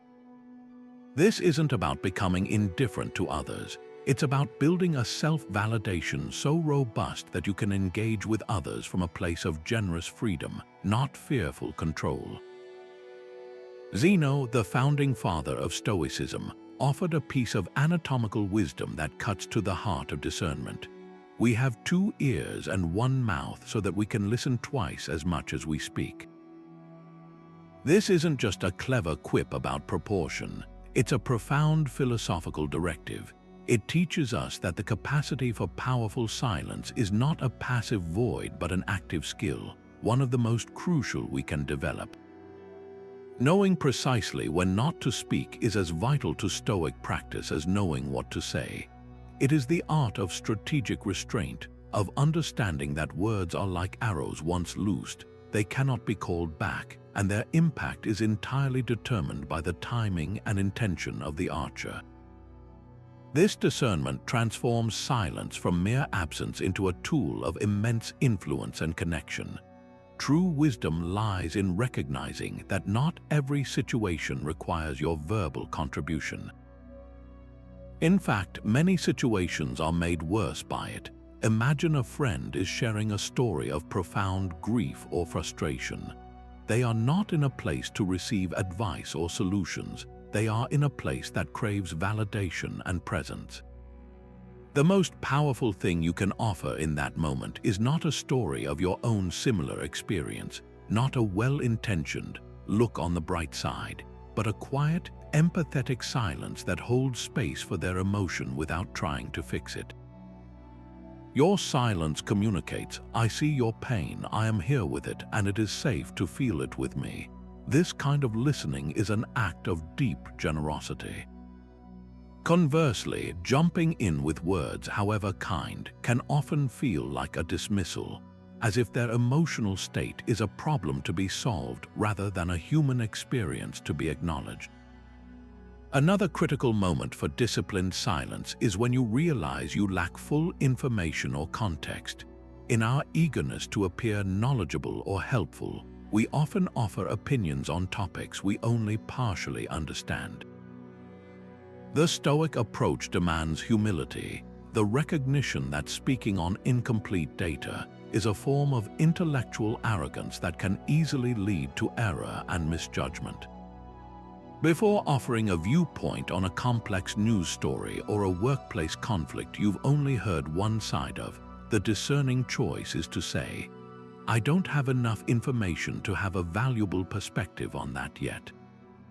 This silence is not ignorance, it is intellectual integrity. It protects you from spreading misinformation and earns you a reputation for thoughtfulness and reliability, because people learn that when you do speak, your words are carefully considered and trustworthy. So how do we cultivate this skill of discernment in the heat of the moment? It begins by tuning into specific cues, both in others and within ourselves. Externally, pay close attention to body language. Is the person you're speaking with crossing their arms, avoiding eye contact, or sighing heavily? These are often signs of defensiveness or emotional overwhelm. indicating that your words are not being received and that it's time to stop talking and start listening. Listen for the tone of their voice. A raised pitch, a quiver, or a sudden monotone can signal high emotion that needs space, not more verbal input. Internally, the most important cue is your own emotional state. Are you feeling a rising heat of anger, a prickling of insecurity, or a frantic need to prove a point? These internal signals are your Stoic alarm bells, warning you that you are on the verge of speaking from a place of impulse, not virtue. That is the precise moment to exercise the discipline of silence, to pause and allow the emotional wave to pass before you choose whether any words are actually needed. The cue is not the absence of something to say, but the presence of a feeling that shouldn't be doing the speaking. Think about the people in your life who you consider truly reliable, the ones you would trust with anything. Chances are they aren't the ones who are always making grand pronouncements or the loudest promises. More likely, they are the quiet, steady presence, the person whose words are few, but whose actions are consistent and true.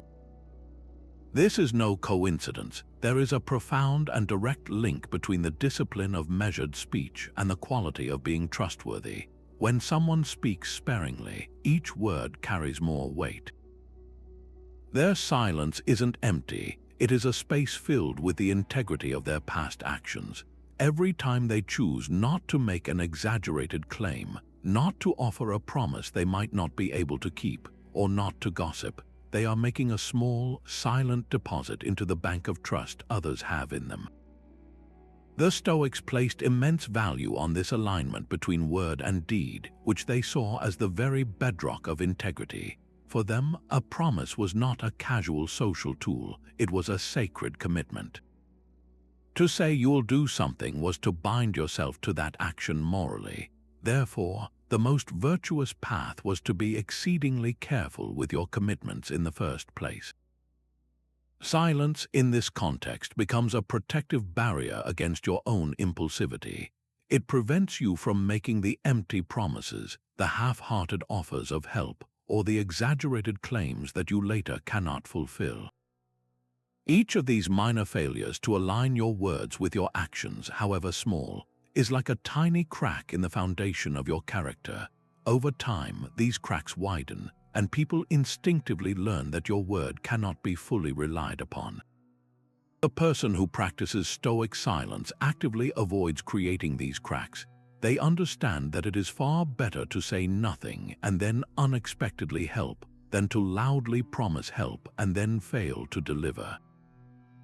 Consider a friend who has mastered this art. They never boast about what they're going to do. You won't hear them say, "I'm the kind of person who always shows up for my friends."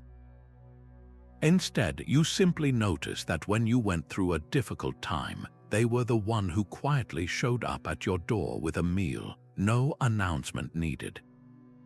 They don't feel the need to narrate their loyalty, they simply embody it. Their reliability isn't advertised, it is demonstrated through a consistent record of action. This creates a deep and unshakable trust. You know that if this person says they will do something, it is as good as done. Their past behavior has built a fortress of credibility around them, and their conscious silence is the mortar that holds it all together. They have proven that their internal world of intention is perfectly mirrored in their external world of action.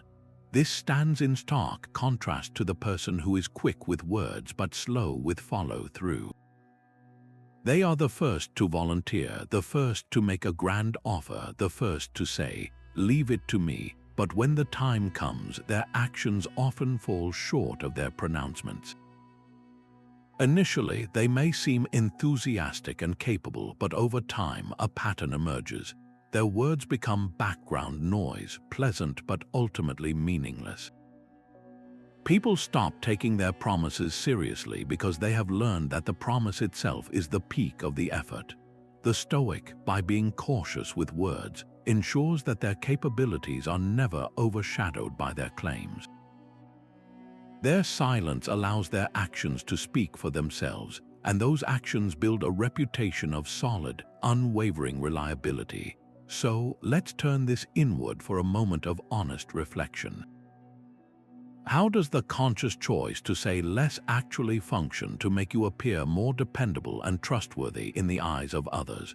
When you resist the urge to contribute to office gossip, you become seen as discreet and safe with sensitive information. When you avoid making exaggerated claims about your skills in a job interview, you set realistic expectations that you can then exceed, building a reputation as someone who underpromises and over-delivers. When you don't feel compelled to verbally declare your loyalty to a friend, but instead demonstrate it through quiet support, that loyalty feels more genuine and less performative. Your silence becomes the canvas upon which your consistent actions paint a portrait of a person who can be counted on, a person whose word is their bond because they treat it with the reverence it deserves. Seneca's letters often return to a central theme of simplicity, not just in our possessions, but in our thoughts and our words. He advised stripping away all that is superfluous to reveal the clean, essential core of a life well lived. This principle applies with breathtaking clarity to how we communicate. Minimalist speech isn't about being blunt or curt, it's a form of liberation. It's the conscious act of decluttering your verbal space, removing the filler words, the unnecessary qualifiers, the repetitive explanations, and the emotional static that so often clouds our true intent. Every time we choose a simpler, clearer way to express ourselves, we are not just saving time, we are reducing the cognitive load on ourselves and our listeners, cutting through the noise that creates so much modern stress and misunderstanding. Think about the mental energy we expend on conversations that go in circles, on emails that require 3 follow-up messages to clarify, or on arguments that escalate because a simple point was buried under layers of emotional language. This complexity is exhausting. It creates a low-grade hum of anxiety in our interactions, a feeling that we are constantly struggling to be understood and to understand others. Now imagine the opposite. Imagine the sense of ease and clarity that comes from a conversation where both people are committed to saying what they mean, clearly and concisely, and to listening with full attention. There is a palpable sense of relief in that space. The stress of miscommunication dissolves, replaced by a smooth, efficient exchange of ideas. This is the freedom that minimalist communication offers. It's the liberation from self-created complexity. We can apply this Stoic simplicity directly to one of the most common sources of modern frustration, the email inbox. How many times have you received a long, rambling email that you had to read 2 or 3 times just to decipher the main request? Contrast that with an email that is brief, uses clear bullet points, and has a subject line that accurately reflects the content. The latter is a gift. It respects the recipient's time and mental energy. Writing that kind of email is also a gift to yourself.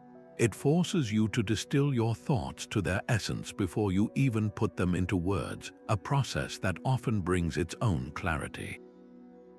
The same principle applies to meetings. A meeting where participants speak briefly and to the point is a meeting that might actually end early, leaving everyone feeling energized and accomplished rather than drained and confused. This practice of cutting away the verbal excess is like removing heavy, unnecessary baggage before a long journey. You move through the world with greater agility and less effort. Your conversations become more focused and productive. Your instructions become easier to follow. Your requests become harder to ignore or misunderstand. You free up mental bandwidth previously occupied by rehearsing what you'll say, worrying about how it will be received, or untangling the knots of a previous confusing dialogue. This newfound space can then be invested in deeper thinking, richer observation, or simply being more present in the moment. your communication becomes a source of calm rather than a source of chaos. So let's turn this into a practical challenge for your own life. Take a moment to mentally scan your typical patterns of communication. What is one specific thing you could remove from your daily speech or writing to instantly feel freer and clearer? Perhaps it's the habitual use of filler phrases like "to be honest" or "I just think that," which subtly weaken your statements. Maybe it's the compulsion to over-explain a simple decision, seeking a level of understanding and approval that you don't actually need. It could be the tendency to dress up a straightforward request with a long preamble of excuses and justifications. Whatever it is, identifying that one element and consciously eliminating it is a powerful first step. It's a small act of editing your life in real time, creating more space for what truly matters by letting go of what never did. Marcus Aurelius often turned his gaze to the natural world, finding in its intricate details a source of endless wonder and perspective. He wrote in his meditations of observing the precise cracks in baked bread, the ridges of a fig, and the graceful arch of a lion's brow, seeing in these ordinary things a profound and connected beauty. For him, this practice was not a mere distraction. It was a vital part of his philosophical regimen, a way to anchor himself in the vast, majestic flow of the universe and remember his small but purposeful place within it. This mindful observation is a form of silent worship, a way to cultivate a deep and humbling sense of awe that puts our daily worries into their proper, smaller context. Our modern habit of constant narration, whether aloud or in our own heads, acts like a veil over this reality. When we are busy describing, judging, or sharing an experience, we are one step removed from the experience itself. We are so focused on capturing the moment for a future story or a social media post that we completely miss the moment as it happens. Our internal commentary, "This is so beautiful, I need to take a picture," or "I should tell John about this later," pulls us out of the present and into a secondary world of abstraction. This verbal chatter blinds us to the subtle, awe-inspiring details that are only visible to a quiet and fully attentive mind. We look at a magnificent sunset, but we are really just thinking about the sunset, rather than letting its brilliance wash over us without filter. To truly see the world as the Stoics advised, we must periodically disarm this compulsion to narrate. Imagine taking a walk through a park and making a conscious decision to leave your phone in your pocket and to resist the urge to formulate thoughts into sentences. At first, it might feel strange, even unsettling, as if you are just a pair of eyes floating through the world. But then something shifts, your perception sharpens. You begin to notice the intricate geometry of a spider's web glistening with morning dew, a masterpiece of engineering you would have otherwise walked right past. You hear the complex symphony of bird calls not as background noise, but as a layered conversation. You feel the subtle variations in the breeze against your skin. Without the internal noise of your own voice, your senses are free to drink in the world in high definition. This is not a passive state. It is an active and deep engagement with reality, where you are a witness to wonder rather than a commentator on it. This practice of quiet observation does more than just show us a prettier world. It actively cultivates the Stoic virtues of gratitude and perspective. When you truly notice the staggering complexity of a single leaf or the peaceful rhythm of your own breath, it becomes much harder to cling to petty grievances or imagined slights. Your worries about a missed deadline or a casual remark begin to seem smaller against the backdrop of a universe that operates on such an immense and beautiful scale. Awe naturally shrinks the ego. It is difficult to feel self-important when you are utterly absorbed in the flight of a bird or the patterns of stars in the night sky. This silent marveling fosters a profound gratitude for the mere fact of existence, for the incredible privilege of being a conscious participant in this astonishing reality, if only for a short while. So I want to leave you with a question to carry into your day, a simple invitation to rediscover this hidden discipline of wonder. Can you recall a recent moment where a deliberate silence, a conscious pause in your own mental commentary, allowed you to see something truly extraordinary hidden within the utterly ordinary? Perhaps it was the patient concentration in a child's eyes as they watched an ant crawl across the pavement, a scene you would have missed if you'd been talking. Maybe it was the way the afternoon light hit the surface of your coffee, revealing shades of gold and amber you'd never noticed before. These moments of quiet awe are always available to us, patiently waiting just beneath the surface of our chatter, asking only for our silence in return. Imagine the very first moments of your day, that fragile space between sleep and full wakefulness. For so many of us, that space is instantly invaded. The jarring sound of an alarm is immediately followed by the compulsive reach for the phone, flooding our still settling minds with a torrent of notifications, news headlines, and other people's agendas. We begin our day by handing over our pristine, unformed attention to the outside world before we've even had a chance to claim it for ourselves. The Stoics proposed a radically different way to greet the dawn, not with reactive consumption but with purposeful silence. This isn't about adding another item to your to-do list. It's about creating a sacred buffer zone, a ritual of quiet that allows you to consciously architect the tone of your entire day before the world's noise has a chance to lay its foundation. This practice finds its roots in the Stoic concept of the premeditatio malorum, the premeditation of challenges, but it starts not by imagining obstacles, but by first establishing a foundation of inner calm from which to face them. Instead of allowing the day's demands to crash over you like a wave, you begin by sitting in stillness, perhaps for just 5 minutes, and mentally reviewing the day ahead with a sense of calm intention.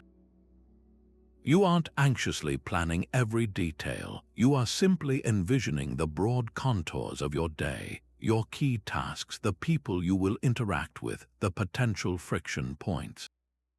You do this not to control the uncontrollable, but to prepare your mind to meet whatever comes with equanimity and virtue.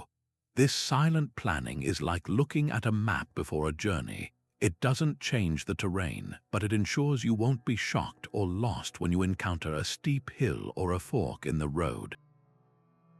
The most crucial part of this ritual is what you choose to exclude in those first minutes, the digital noise. Resisting the siren call of your phone is the modern equivalent of guarding the gates of your inner citadel. When you avoid immediately checking email, news, or social media, you are making a powerful declaration that your first thoughts of the day will be your own. You are refusing to outsource your initial mental state to breaking news alerts, a coworker's urgent request, or the curated highlight reels of others' lives. This act of resistance sets a profound tone of calm purpose. It signals to your own psyche that you are the author of your day, not a character being pushed around by external events. The anxiety and reactivity that so often define modern life are, in large part, learned responses, and we practice them most diligently first thing in the morning. This ritual is about unlearning that habit and replacing it with one of serene agency. Your practice can be beautifully simple.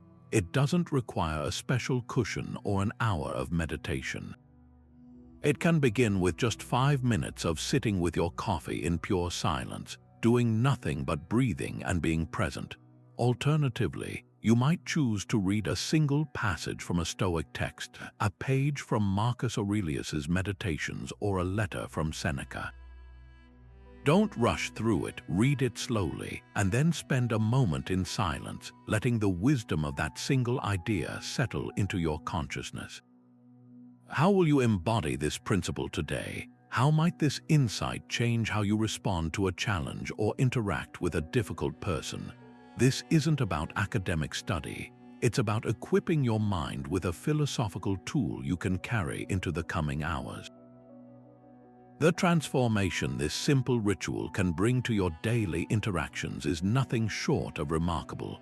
When you start your day from a place of centered quiet, you carry that reservoir of calm with you. You are no longer a pinball, bouncing reactively from one notification to the next. In conversations, you will find yourself listening more deeply because your mind isn't already cluttered with the day's digital chaos.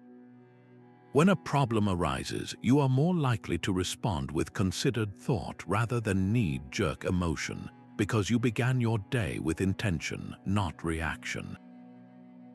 Your patience will be deeper, your focus sharper, and your presence more genuine. The quality of your entire day often hinges on the quality of its first few minutes. By choosing silence, you choose to build your day on a foundation of purpose rather than on the shifting sands of external noise. Epictetus, who understood the profound link between inner freedom and external circumstance, placed immense value on the deliberate act of spending time alone. He saw it not as a state of loneliness to be avoided, but as a necessary workshop for the soul, a quiet laboratory where we can finally conduct the most important experiment of all, getting to know our true selves, separate from the endless noise of society's expectations. In the constant companionship and chatter of daily life, our identity can become a patchwork of borrowed ideas and adopted personas. We unconsciously absorb the preferences of our friends, the anxieties of the news cycle, and the ambitions of our culture, until our own inner voice is drowned out by a chorus of others. Solitude, particularly when paired with a disciplined silence, is the practice of turning down that external volume so we can finally hear the faint, authentic signal of our own being. This process of distinguishing your own voice from the influences around you is perhaps the most vital form of self-discovery. Think of your mind as a clear pool of water. Throughout the day, as you interact with the world, pebbles and stones are tossed into that pool: the opinions of a colleague, the demand of an advertisement, the emotional state of a family member. Each one creates ripples that disturb the surface and cloud the depths. It is only when the input stops, when you retreat into solitude and silence, that the water can finally become still. The sediment settles, the turbulence ceases, and for the first time all day you can see all the way to the bottom. You can see what has been there all along beneath the chaos, your own reflections, your own values, your own unchanging bedrock. This clarity is impossible to achieve when we are constantly reacting to the latest ripple. History is filled with powerful examples of thinkers and creators who harnessed this principle.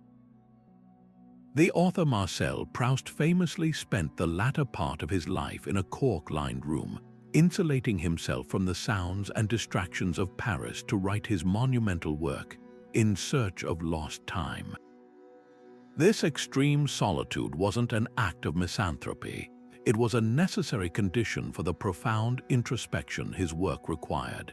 He needed that silence to hear the faintest echoes of his own memory and to translate them into something universal. Similarly, countless artists, from painters to composers, retreat into periods of isolation to access a wellspring of creativity that is uniquely their own, unfiltered by trends or criticism. They understand that true originality isn't manufactured in a committee. It is unearthed in the quiet depths of one's own solitude, where the voice of the crowd cannot reach. This practice is not just for legendary artists. It is a profoundly accessible tool for anyone seeking a more authentic and self-directed life. In the embrace of solitude, you are forced to confront yourself without distraction. There is no one to perform for, no one to blame, and no one to hide behind. You must sit with your own thoughts, your own boredom, your own company. Initially, this can be uncomfortable. We are so accustomed to outsourcing our sense of self that facing ourselves directly can feel like meeting a stranger, but it is in this discomfort that growth happens. You begin to notice your automatic thought patterns, which anxieties are truly yours and which you've simply borrowed. You start to discern which of your goals are genuinely aligned with your values and which were adopted to impress others or meet external expectations. So I invite you to consider a question that might feel intimidating but is ultimately liberating. If you were to gift yourself with a significant period of extended silence, completely free from the input of other voices, no podcasts, no social media, no background music, just you and the quiet of your own mind, what unexpected truths might you uncover about yourself? You might discover a deep well of resilience you never knew you had, simply because you'd never given yourself the space to draw from it. You might find that a passion you had dismissed as impractical is actually the very thing that makes you feel most alive. Or you might simply encounter a pervasive sense of peace that has been waiting patiently beneath the surface of your busyness, a quiet confidence that you are enough, just as you are, without any external proof required. Solitude is the sacred space where you finally get to meet that person, and in doing so, you reclaim the most fundamental power there is, the power of your own unedited, undeniable self. Throughout our journey today, we've explored the profound Stoic discipline of harnessing true power not by raising our voice, but by mastering our impulse to use it. We've seen that real strength isn't born from dominating conversations, but from the self-mastery found in restraint, the deep connection forged through listening, and the incredible freedom that comes from a silence that is chosen, not imposed. These are not passive acts of withdrawal, but active disciplines of a mind that has learned to govern itself first, understanding that the greatest authority we can ever wield is the authority over our own judgments, reactions, and words. In a world that constantly shouts for our attention, that equates volume with value and rapid reaction with relevance, these Stoic principles offer a radical and reclaiming quiet. They provide the tools to build an inner citadel of peace that remains unshaken by external chaos. By consciously choosing to say less, we are not diminishing our presence, we are concentrating it. We are choosing to invest our energy where it truly matters, in actions that align with our values and in communication that carries genuine weight. This is how we reclaim our personal power from the noise, transforming it from a reactive force into a proactive, unshakable calm. As we conclude, let's carry forward the wisdom of Seneca, who reminds us, "As is a tale, so is life. Not how long it is, but how good it is what matters." This is the essence of it all. It's not about the quantity of our words, but their quality and intention. It's about crafting a life and a way of communicating that is good, virtuous, and powerful in its purposeful simplicity. So I invite you to take a final moment of reflection. What is one single, manageable change you can make starting tomorrow to speak less and hold more of this quiet power? Perhaps it's pausing for 3 full seconds before you respond in a conversation. Or maybe it's deciding not to engage in that one piece of gossip that usually tempts you. Small, consistent practices build monumental inner strength. If these ideas resonated with you and you want to continue this journey of building a more thoughtful, resilient, and powerful life, consider subscribing to the channel for more insights from Stoicism and other wisdom traditions. And I would genuinely love to hear from you in the comments below. Share your thoughts, your own experiences with the power of silence, or the one change you're committing to make. Your journey might just inspire someone else to begin their own. Thank you for listening.